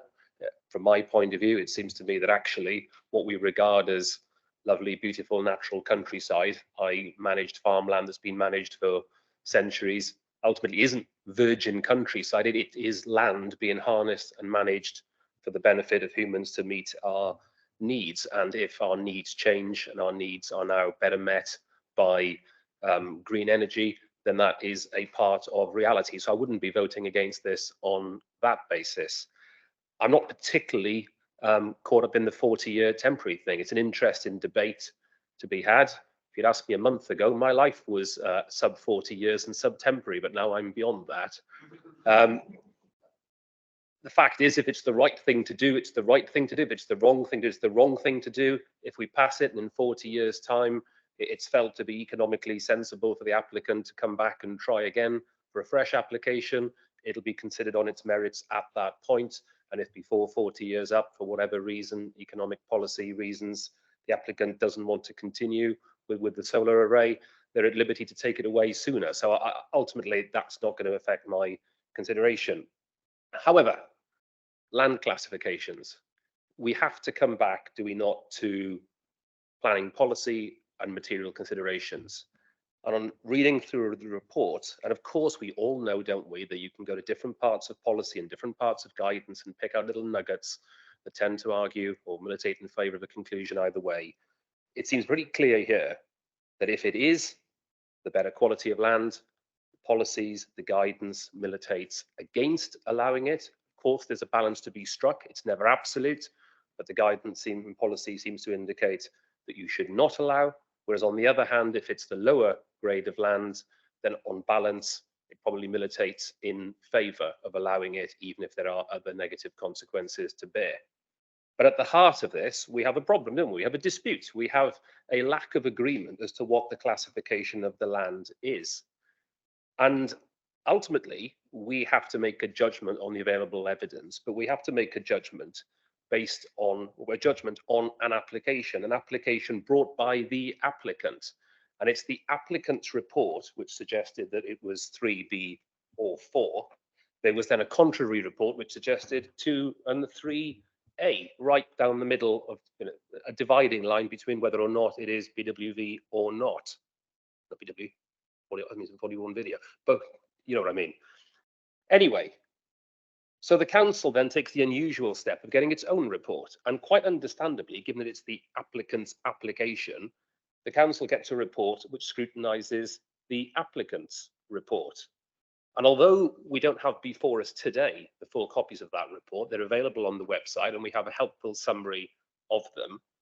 And that report concluded that parts of the land, well, so what the report concludes, the officer's report tells us that on balance,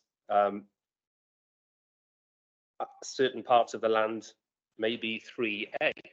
Now, it seems to me, if you boil that down, what it's saying is that there are doubts, question marks over the original report from the applicant. Because if it's 3A, then it is best and most versatile land. If it's 3B or 4, then it is not. Now, I have to say, initially, my inclination had been on balance to support this based on the papers, even though there were lots of negative implications of it. But I'm rapidly coming to the conclusion, or have done through the course of this meeting, that I don't feel that I've been satisfied that the quality of the land is low enough, it is of the category which would militate in favour of allowing the application. The report, the officer's report that is, speaks at, where are we? Paragraph 10.2.4, this is the original report. Paragraph number refers to the ministerial statement. In particular, an application for use of best and most versatile agricultural land must be justified by the most compelling evidence. Later reference to where the proposed use of any agricultural land has been shown to be necessary, poorer quality land should be preferred to higher quality land. With respect, the applicant can have been in no doubt that land classification was at the heart of this. Now, I know that the applicant has had a chance to come back on the report that the council commissioned and has sought to rebut, but as I understand it, it simply maintains the position where we say we were right in the first place. We have heard today, and I appreciate that public speakers, I appreciate that public speakers, there's a fine line to be drawn between public speakers' comments and opinions and evidence, but I get the sense within the room that there is a real sense of doubt based on evidence, knowledge, and other sources of information as to whether the land is as low in its classification as the applicant would have us accept. And I'm not convinced that the applicant is satisfied us otherwise. And for my mind, if we do decide that we are going to refuse this application, speaking for myself at least, whilst acknowledging there are other reasons which might in the minds of some militate in favour of refusal, for me, from a point of view of planning policy, it is that which is at the crux of it. Okay. Sorry.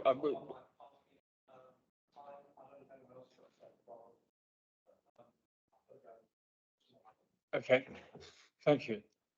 As the gentleman said, others may be in a similar place. Okay. Right, I'm just going to go back to James and Martin for a moment to see if there's anything they wanted to pick up from the comments they've just heard, and then I'll move back around the table to the councillors. James. Thank you, Councillor, for referring back to the report in so much detail. We have tried to succinctly summarise a very complicated scheme in a report that's a fairly readable format where you have a lot of policy issues that you're trying to grapple with.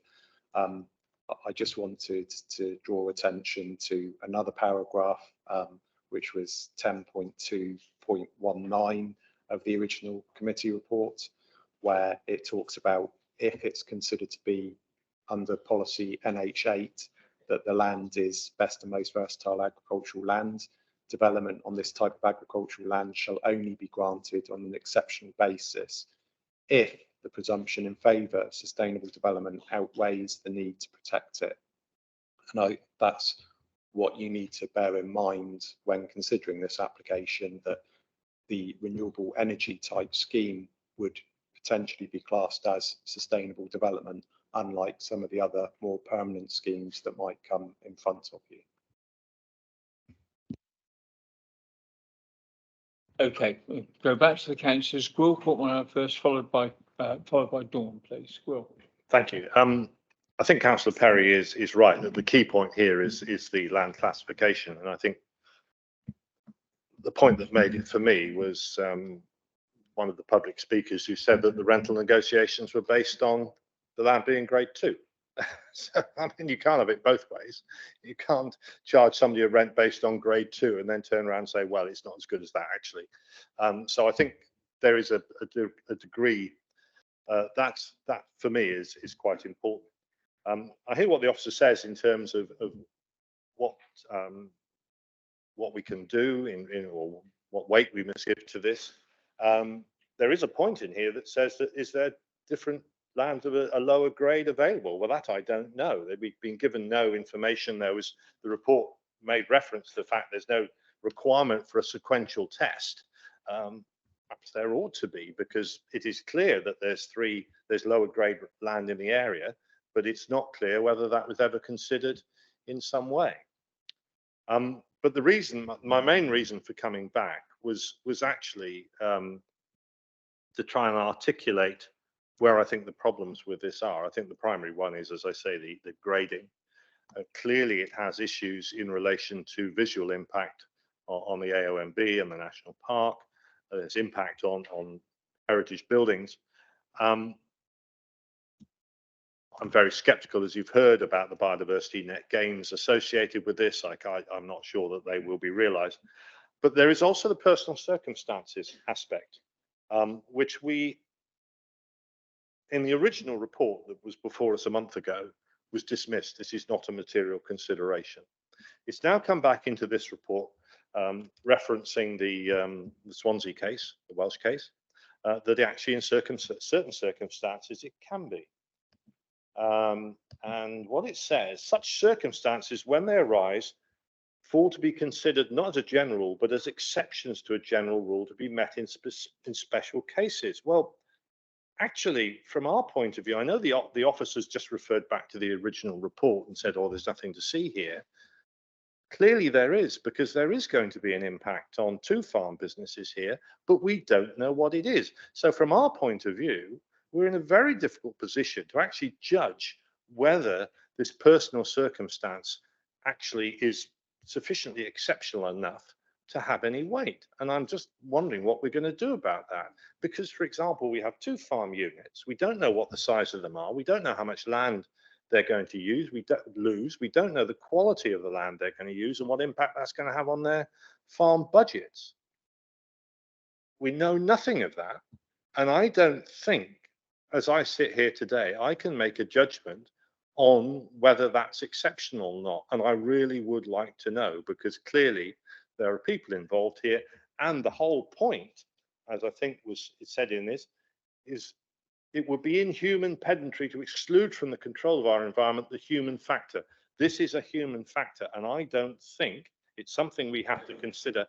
I don't feel I know enough to be able to consider it properly. And I'll leave that one there, hanging. You don't go? Go. Thank. Could I just? My apologies, John. Do you mind holding on a moment? I didn't see that James wanted to make a point on something Will had said. My apologies, John. It was just to clarify, because I think it's a really important point, that at no stage of the reporting for this planning application have we said that personal circumstances are not a potential material consideration. What we have said within the committee report is that in this instance it would carry little or no weight, so it was considered at the beginning. We've tried to be quite consistent on that point, and I think that's possibly arisen from some of the correspondence from CPRE over the last couple of weeks, making reference to our report, our officer's report, making reference to it not being a material consideration. That's not what the report was trying to get across. Thank you. Yeah, I could respond to that, but I think I'd better not. Okay, Dawn. Yeah, I have to say there's a lot of good sense being talked about by fellow councillors here, and I agree with an awful lot of what's been said. With regard to the point that's just been made about can't remember your phrase, about the impact of the farms not being significant, I think was your phrase, or I can't remember what the phrase was, but how do we evaluate that without the information on the impact on those farms and their businesses? And you know, I'm very much in agreement with Will. I don't have that information of the impact on those farming businesses of this proposal, so that to me matters. My other point is, again, I'm stuck on this grading of the land, and I'm not an agricultural worker. I don't understand how a tenancy agreement can be set the land at grade 2, and Norman knows the gradings of his land, and then suddenly reports can be issued which change that grading. Is there not a standard grading that most people working the land know about their land? And that is part of everything that you start with. You know the grading of the land. That's agreements that are operating on that grading basis. How can that suddenly be challenged and be debated as a different grading? And I'd like some clarity from anyone who knows more about grading of land as to how that can then become such a debatable issue, and a challengeable and an issue where you've got such divergent views on the quality of land. James. Thank you. So, yeah, in relation to the agricultural land classification gradings, I alluded to the original RPS report, and then the subsequent representation on behalf of the tenant farmers from Lusk and May. Because we don't have that expertise in-house, that's why we commissioned an independent review of the original RPS report. They have all followed best practice, but it involves soil specialists. They are surveyed kind of over certain periods of time.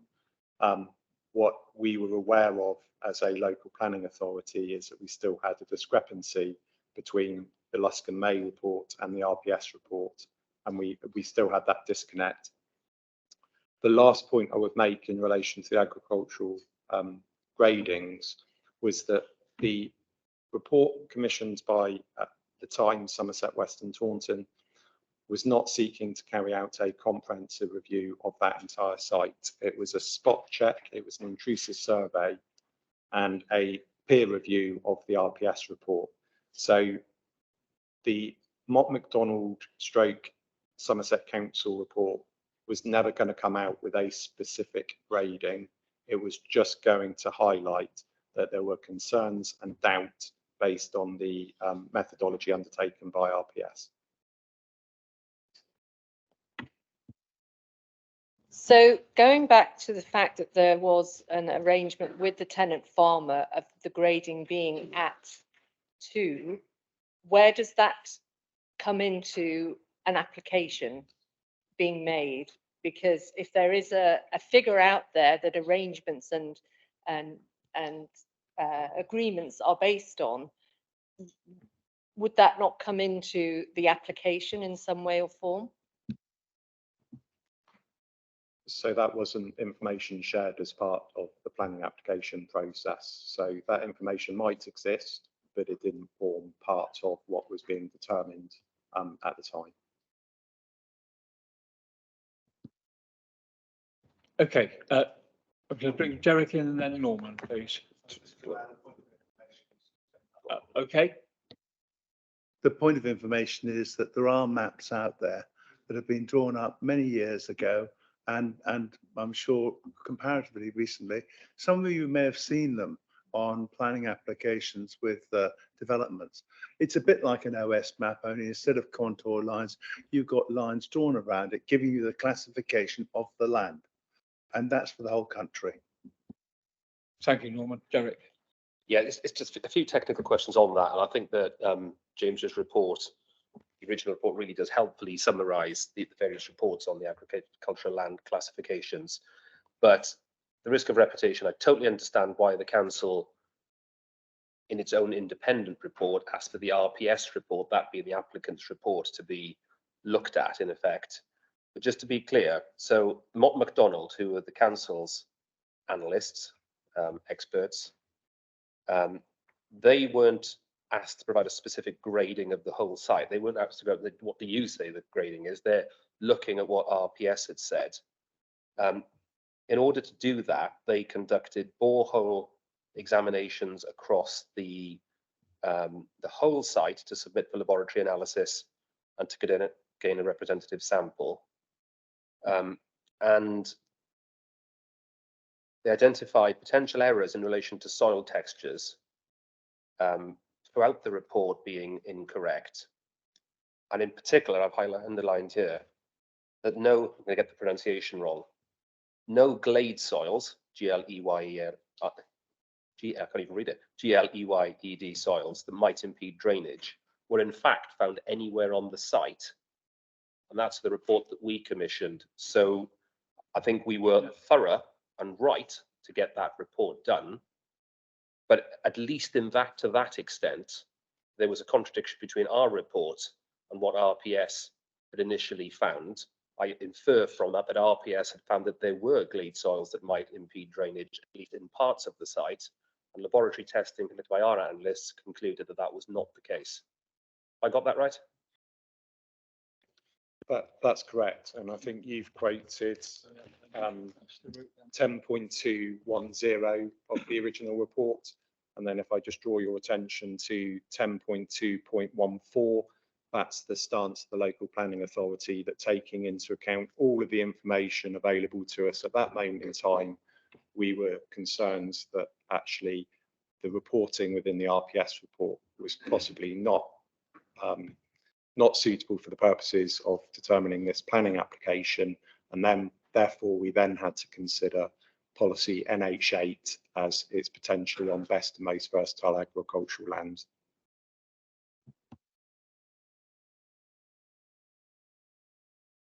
I think we're rather in danger of going round and round in circles and digging a hole in the high quality land.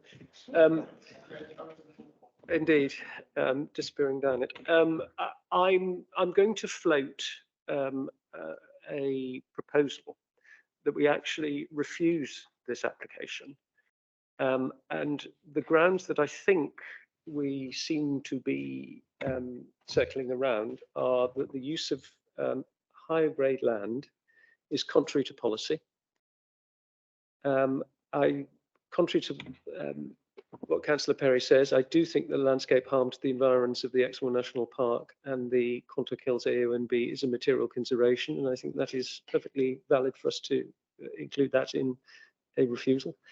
And I also think it is worth continuing to note the continuing objections of statutory consultees. There may well be other reasons that others would put forward for the refusal, but just to get us off to some sort of point, I would put those forward.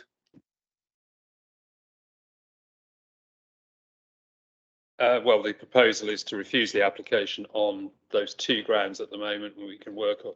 Sorry. Well, yes. So two grounds: what loss of best and most versatile land, and landscape harm. In terms of the half reason, I mean, there is an objection, say, from Historic England. Well, is Natural England's objection related to landscape, or is it wider? Yeah. Yeah. So it links back. It links back to the land classification. However, the Historic England's objection obviously relates to impact upon the heritage assets, and members need to decide whether that is a a specific issue they want to add to a proposal. Obviously, the proposal sits there until it's seconded, and then it becomes substantive motion. We'll hang on before we look for a second and see if there are any other comments that need to be incorporated into that. Andy Sully, please. Thank you, Chair. Could we also add in personal circumstances in the sense of the tenant farmer at the moment, because we have no indication how his personal circumstances will be affected by losing 100 acres he farms and the other farm next door. So that, I believe, is another grounds for refusal. Thank you, Chair.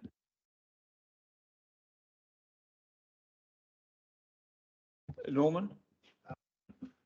As I think Andy's on slim ground, maybe he might like to replace it with what I was going to suggest, and that would be adverse economic impact in the area.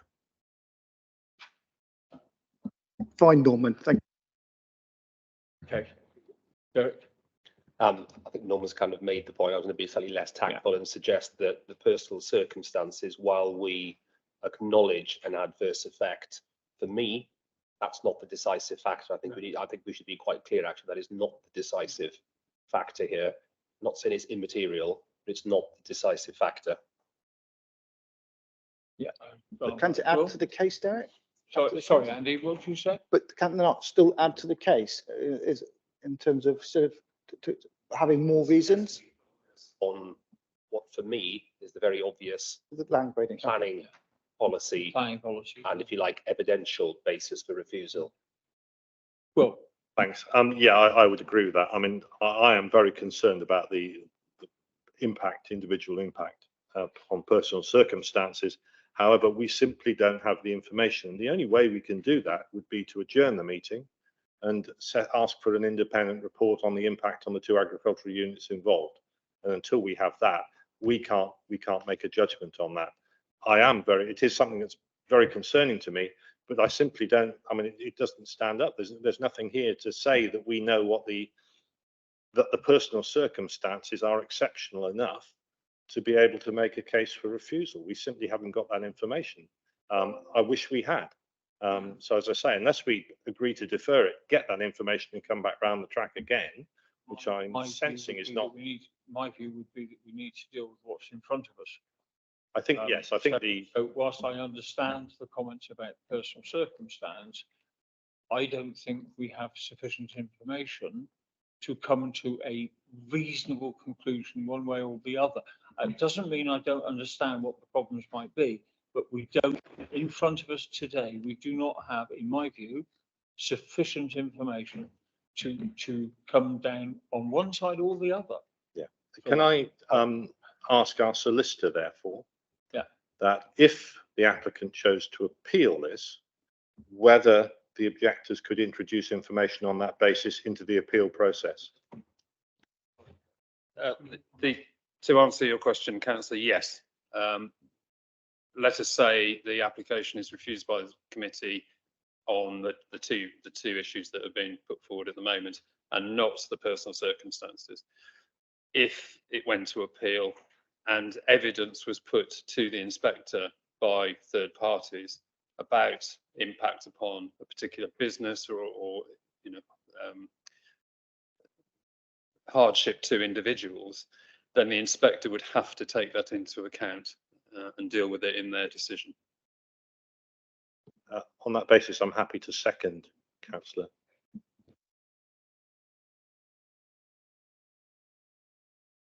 We need to come up with a form of words, if that's the way the committee wants to go. We need a form of words. I know you've started, Stephen. I know you started. I'm not suggesting they're not adequate. That's not what I'm saying. Just saying, I think I'd like to tidy it up if we can.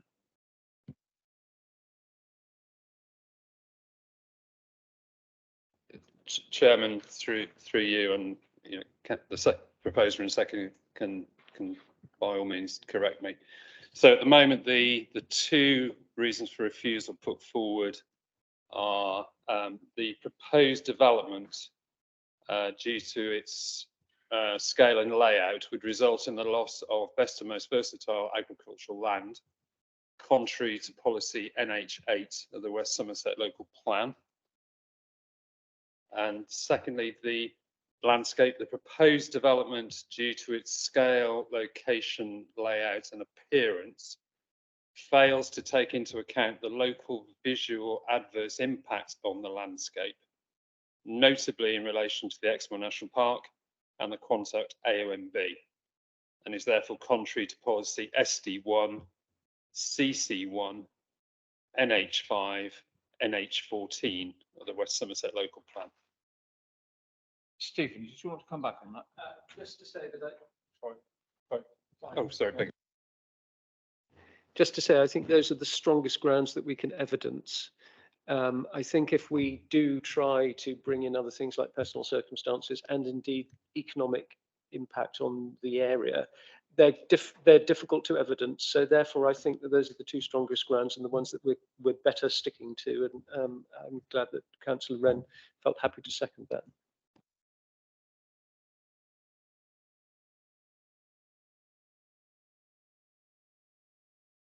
Okay. Well, yeah, I was just wondering if there was any mileage in referencing CC1, the carbon reduction, where it's, and this is inverse to that policy, which will support renewable energy if it respects the local natural environment within which it's located. I think there's evidence to suggest it perhaps doesn't. The problem is this is a subjective view rather than an objective one. With respects the local historic environment, well, we have an objection from Heritage England in that regard, and the significance of any designated and identified potential heritage assets within. The three is they respect the positive economic and social characteristics of communities. Well, that's slightly arguable, but there is no doubt there will be an impact. And 4 is adequate measures are taken to mitigate the cultural, economic, environmental and social impact. Again, I've seen no obvious mitigation associated with it. So I would thought there is a case. I'm not going to die in a ditch over this one, but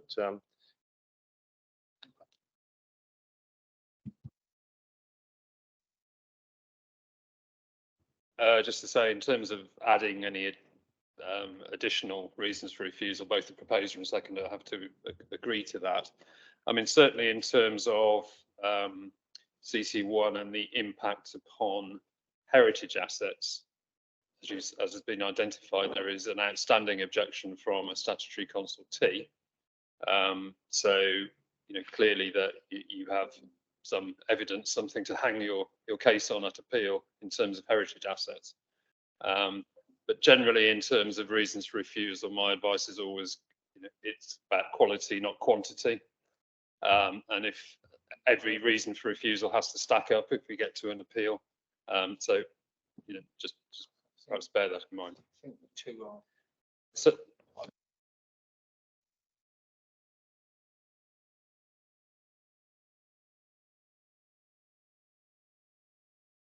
just to make sure that everybody understands what we're doing, I'm going to ask Martin to read out the reasons so we know exactly what it is we'll be asked to vote upon. Okay, so Martin. thank you, Chair. So the motion is to refuse the application for 2 reasons. Firstly, the proposed development due to its scale and layout would result in the loss of best and most versatile agricultural land, contrary to policy NH8 of the West Somerset Local Plan. Secondly, the proposed development due to its scale, location, layout and appearance fails to take into account the local visual adverse impact on the landscape, notably in relation to the Exmoor National Park and the Quantock Hills AONB, and is therefore contrary to policies SD1, CC1 and NH5 and NH14 of the West Somerset Local Plan. Okay. If we're all clear on what it is you're actually voting upon, I'd like to see those in favour of that, please. So show of hands. That's everyone. 1, 2, 3, 4, 5, 6, 7, 8. Yeah. Any against? Yeah. No. Any against? Can't see any against, no. That's unanimous, Chair, and the application is refused. Okay, thank you very much. We haven't gone. Okay.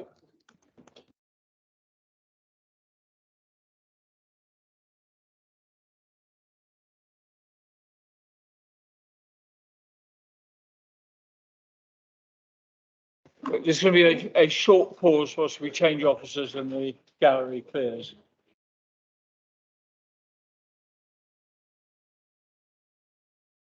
I thought I had a case of a missing officer then.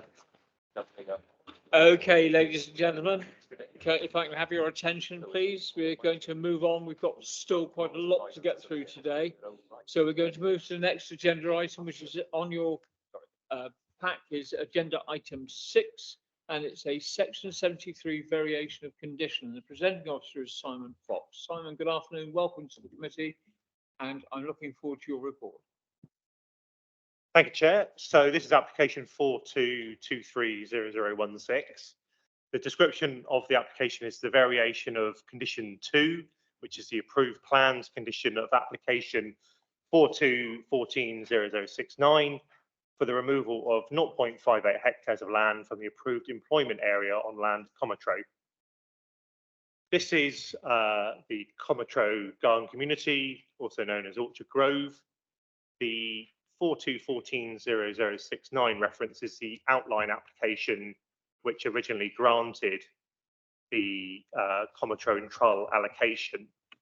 And as I've said, condition 2 related to the approved plans, which this application seeks to amend. So by now, members will appreciate where the Comatro Garden Community is located, on the edge of Taunton on the Wellington Road, between the Wellington Road and the Honiton Road. This is the red line of the site. So why has this application been submitted? So this application has been submitted because it's been prompted by a Supreme Court decision relating to an entirely different site, which relates to the overlapping of full planning permissions onto sites with an underlying outline consent. And this is known as the Hillside Judgment. In this case, the Orchard Grove site has full planning permission for a care home, which, if implemented, the court ruling indicates, would prejudice the continued legal implementation of the outline consent. Now, the consortium, whilst wishing to implement the care home permission, will not prejudice the legal integrity of the outline consent. And so this application seeks to revise the outline permission to overcome this legal implication. The approach is to therefore remove the land subject to the care home consent, the full application, from the underlying outline scheme, which is governed by the land use parameter plan, so it no longer overlaps. So the mechanism for this is a section 73 variation of condition, and the implications for this in effect requires a new outline to be issued. This also requires conditions and parameter plans to be updated. The section 106 is the legal agreements that govern the provision of affordable housing, off-site highway works, education, sport, art, and leisure, and the like are unaffected by this decision. So just to recap, we now have a suite of detailed reserve matter applications that have been approved pursuant to the mother outline, which was approved back in 2019. And we have some pending applications and we have ongoing discharge of conditions. So the issue that's prompted this particular matter has been the approval of the care home, which members will recall from earlier this year. And the implementation of this, the application for this was a full application because a care home use class was not included in the original description of development. And therefore it was submitted as a full application and was obviously debated by this committee or the former SWT committee and found to be acceptable in planning terms. However, at the time it coincided with the Hillside Judgment and as such kicked off this particular matter. So in reality, we're looking to amend a series of parameter plans from the approved ones on the left to the proposed ones on the right. And effectively, the right-hand ones, you'll see a yellow square, which is effectively the care home site. And effectively, we are removing that from the underlying plan. So that's land use, this is density, this is scale, this is access and movement, and this is green infrastructure. The applicant has provided a phasing and infrastructure plan to help in the management of the administration that's also been created by this Hillside Judgment.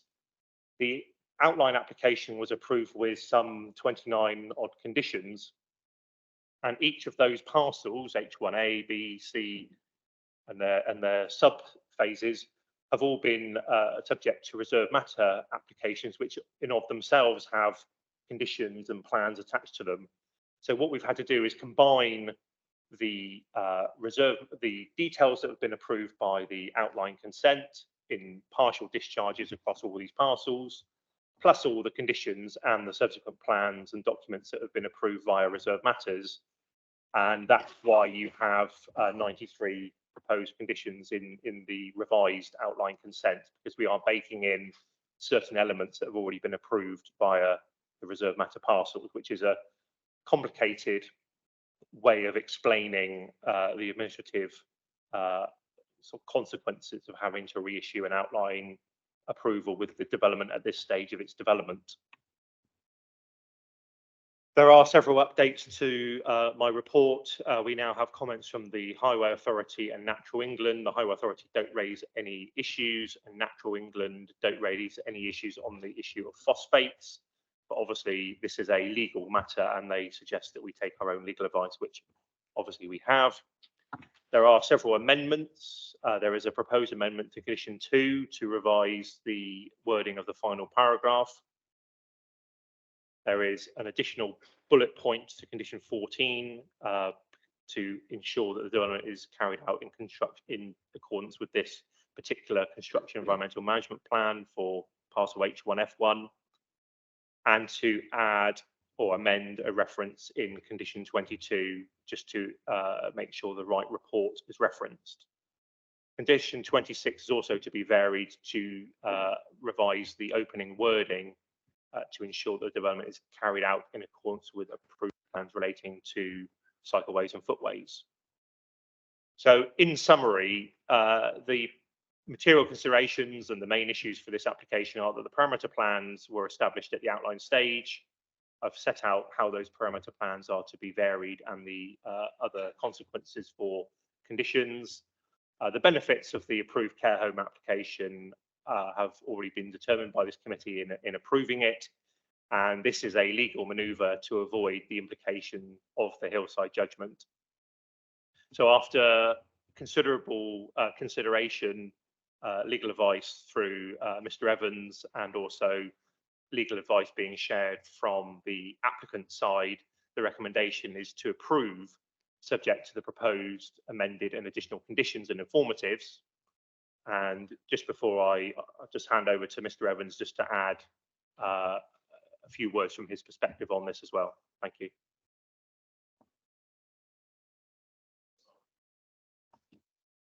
Thanks. Yes, two things. When you're considering Section 73 applications such as this, and you grant approval, what results is a completely new freestanding planning permission in parallel to the original, in this case, outline permission. Secondly, in terms of the Hillside judgment, the Supreme Court well and truly threw the cat amongst the pigeons in the development industry by this decision, because what it means is that certainly for larger developments, say with a master plan or a large outline application, what has been the practice the common practice in the past is that for drop-in applications, so a part of the site, you would then get a full application for part of the site. And what the Supreme Court has said is that if that full application is incompatible with the original outline, and that's implemented, then you then can't proceed to implement the rest of the outline application or the rest of what's on your master plan, which obviously has massive implications for big schemes. So the local authorities and the development industry have been trying to work around this issue, and the use of a Section 73 application in the way that Mr. Fox has described is a way, well, the most common way around this now that's being employed, for the reasons that hopefully it's set out in the report. But again, we're happy to answer questions. I think there is a public speaker, isn't there, Chair? There is. Yeah. Okay, I'm going to move to the public speaker, which is Lawrence Turner. Mr. Turner, if you'd like to come up to the desk, sir. You've been here before, you know what happens. When you're comfortable, push the right-hand button and your 3 minutes start when you start talking. Dear members of the committee, the application before you today seeks to address the implications of the recent Supreme Court judgment known as Hillside and the potential impacts the judgment has for multi-phased outline planning permissions such as Orchard Grove, where overlapping consents exist. The implications of the Hillside judgment are wide-ranging, and it's something which developers of larger phased development sites are currently reviewing across the country. To this end, the consortium has sought legal advice on the potential risks for the Orchard Grove development. In particular, as the officers just explained, in relation to the implementation of the permitted care home building within Orchard Grove's employment zone. As you will be aware, the care home application was approved by Planning Committee earlier this year. It forms an integral part of the Orchard Grove new community and provides a high quality care facility for elderly residents and forms a gateway feature to the entrance into Orchard Grove from the A38. Following legal advice on Hillside and in liaison with Somerset Council officers, we have sought to address any potential prejudicial impacts that the Hillside judgment may have on the Orchard Grove development. To do this, it's necessary to remove the area of land comprising the care home site from the approved outline planning permission parameter plans by the Section 73 application. We can confirm that this application does not propose any new development other than that permitted by the outline permission, does not increase the number of homes proposed at Orchard Grove, and does not propose any additional housing within the employment zone. In fact, the removal of land from the employment zone reduces the quantum of development permitted and in turn reduces the impacts of the Orchard Grove development. As part of this Section 73 application, we've reviewed the environmental impact assessment considered as part of the original outline planning application and any impacts that the removal of 0.58 hectares from the employment zone may have. This review has been informed by a multidisciplinary consultant team and concluded that the proposal would not result in a greater significance of environmental effect, and the conditions of the approved environmental statement remain valid. The view is supported by the Somerset officers as set out within the officers' report. The objective of this application is simply to protect the validity of the outline planning permission and ensure the continued delivery of new market and affordable homes at Orchard Grove as one of the council's key housing allocations. For the above reasons, we respectively request that the committee approve this Section 73 application as recommended in your officers' report. Thank you. Excellent. Thank you, Mr. Turner. Okay. Andy Sully. Thank you, Chair. I'm quite happy to go to the vote in one sense. I'm quite happy to approve this. I'm happy to listen to what other councillors have got to say, but I've got no objection to this. And I think it's, it's basically tidying up the paperwork, so to speak. Thank you. Are you proposing that? I proposed it. Okay, thank you. Hang on. I've got a couple of speakers that want to speak. So I'm going to let the councillors that caught my eye speak first, and then, you'll just have to wait your turn, Stephen. Will, you're first, followed by Stephen. Thank you. Yeah, I agree with Councillor Sully. I can't see an obvious problem with this. But I have to say, I find the whole basis of it rather extraordinary. I mean, it can't be the first time that a full permission has been dropped on top of an outline. And I mean, isn't it who gets there first with the digger can put it in? I mean, I must go and have a look at Hillside and see what they say. Well, yes, yeah. Well, I don't want to steal Stephen's thunder, but no, I did. It's obviously an extraordinary state of affairs from a legal point of view, and I'd love for us to debate it at length, because this kind of thing I find absolutely fascinating. But I suspect I might be in a minority, so I'll just second it and leave it at that. Effectively, you offered our solicitor an evening out. He might debate it with you. Okay. And Stephen, you were next. I look forward to that fascinating discussion, and I hope I'm invited to join it for several hours. But in the meantime, I'm very happy to third it. Okay. Any other council wish to comment on this application? Derek. I want to ruthlessly hijack this item just to say that when we went for the meeting at Orchard Grove, I went on a zip scooter, only to discover that when you get beyond Rumwell, the old boundary of Taunton is still there. Yeah, it allowed me to go down the hill to the roundabout with 25 miles an hour and then died, and I got stuck there with a scooter. So at some point, can somebody sort that out? But I'm happy to vote in favour of this. Okay, thank you very much. We are now going to move to the vote. So can I see those in favour of approval as per our written agenda? Thank you. That's You're abstaining, okay? That's one and one abstention. Okay. Right. Well, there you are. I don't think you expected to do that, did you, Simon? Thank you. Right, we need to do a quick officer change, and before we start, I have a statement which I need to read.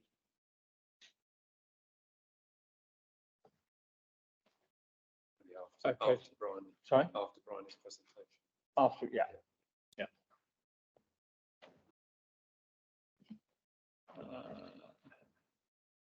Eight plus one.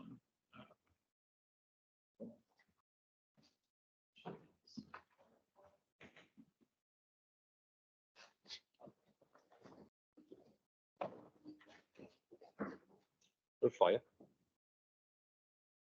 Go gently.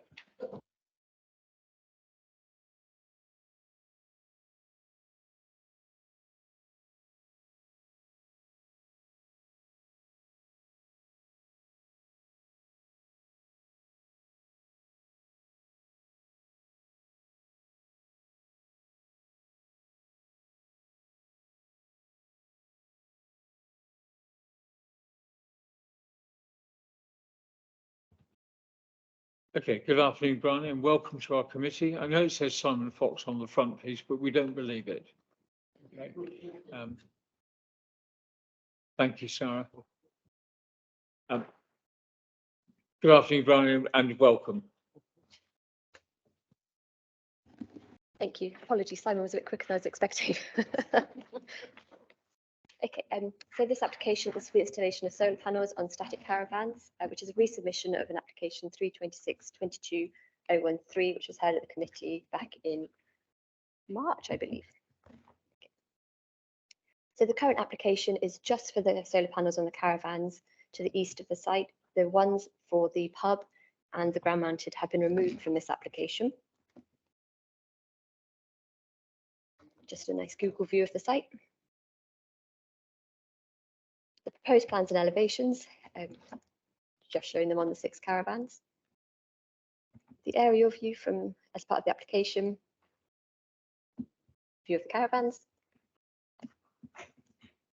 So the key considerations are that it's considered to meet policy requirements CC1 of the West Somerset Local Plan and is brought to you today, recommended for approval. Thank you.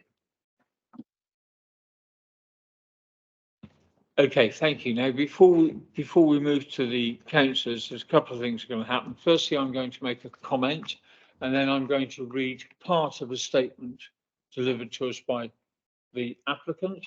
I'm not going to read all of it because I've been advised not to by our solicitor. So I won't read out the parts that he's put a line through. The point has been raised about the publication of comments and the publication of comments from objectors, and that has been passed on to officers who will respond in an appropriate manner at an appropriate time when they've looked at those items more fully. I will now read out part of the statement. As I say, I'm not going to read it all. So I am quoting. I am unable to attend today, so cannot speak in person or online, but hopefully this can be read out. As you may know, the previous committee refused our fuller application, although I intend to appeal the original decision, as I have already had my custom-made lightweight panel sat waiting. However, I have no choice but to put in an application for the solar panels on the caravans separately, just so that we can get them installed as soon as possible. I will not be making any comment on the objections, or are they just comments and statements from Old Cleve Parish Council at this time. And actually, that's all I'm able to read out of the statement. Well, oh, I'm so sorry, I've missed a line. For the avoidance of doubt, our caravans are not in poor condition, and our reviews on various channels and photos of our website show as much. I think it should be as such, but there we are. Okay, so that's the limit of what I'm able to read from that statement. I'm now going to move to the councillors. The first 2 councillors caught my eye are Will Wren, followed by Andy Hadley, please. So, Will. Thank you, Mr. Chairman. I sat with you, sat on the committee when this was refused. Now, my recollection is that the It was a larger application and it was refused on the basis that there were a series of ground-mounted solar panels to the northwest of the hotel, and that was the only problem that the planning committee had. So I'm quite surprised that the panels on the roof have not been included in this application. I don't think the committee had a problem with the ones on the caravan. There was concern over the rate of coastal erosion in the area, but the caravan's only got 5-year temporary permission anyway. 5 years temporary, there's a thought. But it was the ground-mounted ones that were going to have the visual impact. That was the main reason for refusal, I recall. I don't see there's a particular problem with them putting on the caravan. Okay, thank you for your comments, Andrew. Thank you, Chair. Yeah, I mean, in light of one of the applications, the smaller application we had earlier, when many comments were made that we should be putting photo panels on roofs, and the fact that these are genuinely temporary and with only a time limit of 3 years. Perhaps they could have got the other one through for that, but hey, yeah, I can't see a problem with this one either. Okay, Andy Solly. Yet again, I'm quite happy that we're going to accepting this because, sorry. Oh, sorry, Chair. I'm quite happy that we accept this. Obviously, it's before us today because it's obviously a fellow councillor, and obviously the officer recommendation is to grant it. So I can't see us delaying it any further. Thank you. Okay, Rosemary. Yeah, as I said, I'm not against solar panels. I've got them on my own roof. I think this is a wonderful idea to put them on caravan roofs. And if I still had a camper van, I'd put one on there. Oh, sorry. Should I declare an interest that I'd put one on my van if I had one?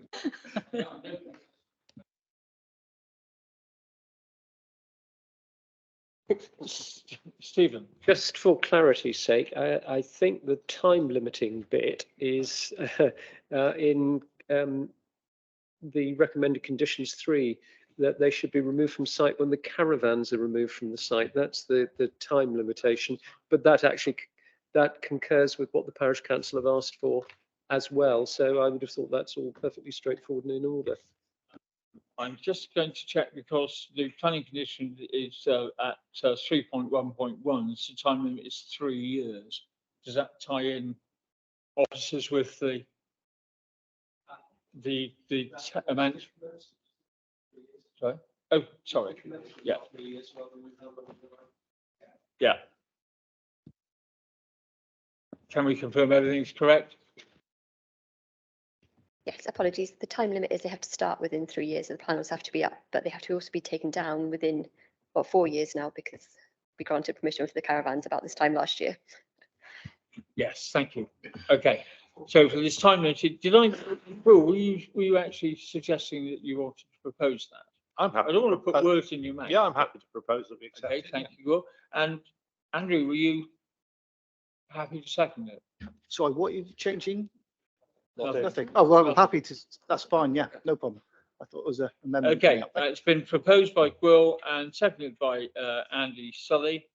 Can I see those in favour, please, of the officer's recommendation? It's unanimous. Unanimous. Thank you. Right. Okay, so we now move to item 8 in our agenda, which is 1822-0014. And it's Kieran Rees, but I believe that Bryony, you're presenting this. Okay, so when you're ready, Bryony. So this application is for the change of use for the, of land with construction of a horse riding arena on land to the west of Bruford's farm. The red dot is the application site and the blue one is where host is host. So the site is to the west of Bruford's farm, and yeah. So the menage is to measure 45 metres by 25 metres. This has been amended from the original plan, which was much larger due to a landscape objection. Landscape have now removed their objection to the scheme. The site is to be dug into the hillside, as you can see, and then screened with new planting. There's to be a post and rail fence around the outside of the site. And this is one of the views looking towards, so the red outline is where the menage is going to be located. The key considerations are the principle of development is considered to comply with policy. The scale of the menage has been reduced following concerns from landscape. And there is considered to be no significant impact on the residential ecology, highway safety, and there's a condition resurfacing materials as that was not confirmed during the application process. It's therefore recommended for your approval subject to the conditions as outlined in your report. Thank you. Okay, many thanks. Okay, now I don't have any public speakers on this item, so councillors who would like to ask questions or make any suggestions? Will, can I just check the condition in relation to drainage?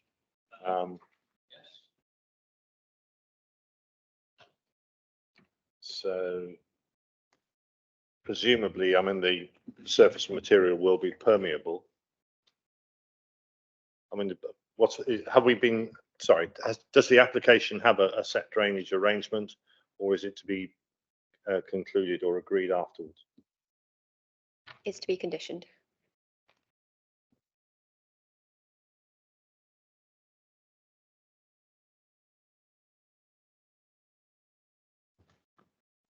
Stephen.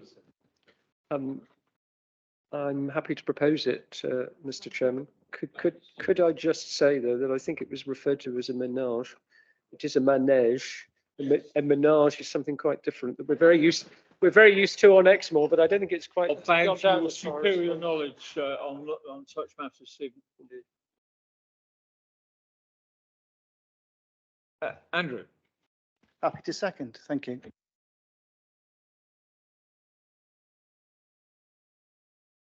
And seconded by Andy Sully. Can I see those in favour of the officer's recommendation, please? That's unanimous, Chair. Martin. Talking to myself now. It's been one of those days. Okay, I just want to quickly touch on a couple of items. Sarah, I think we had a couple of things we wanted to talk about. Don't look at me blankly like that, Sarah, please.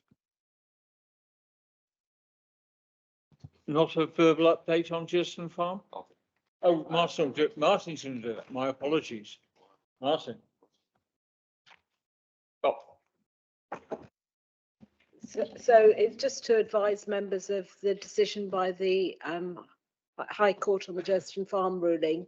As you know, the High Court, the Gerston Farm appellants appealed to the High Court on the basis that we should have discharged the conditions on their application, which we had determined we couldn't do so because of the phosphate issue based on legal advice.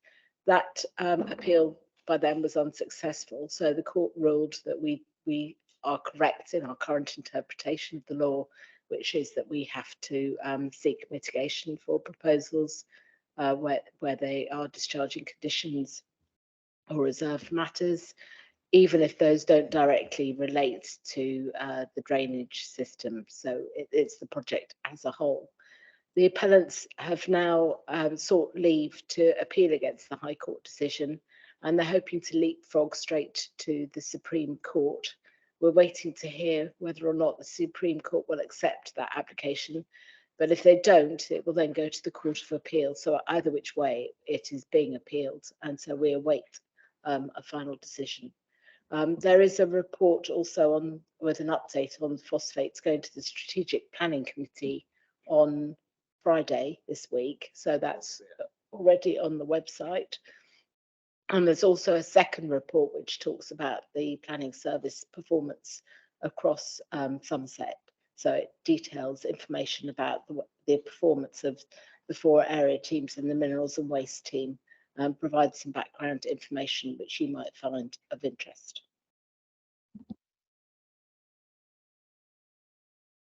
Okay. Do you have anything you want to add, Martin? No?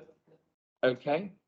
In that case, as we've got no appeals reports this month, Thank you very much for your attendance this afternoon. I'm delighted to say that just before 4:15, because of your excellent behaviour today, you may go home early. Thank you very much, one and all.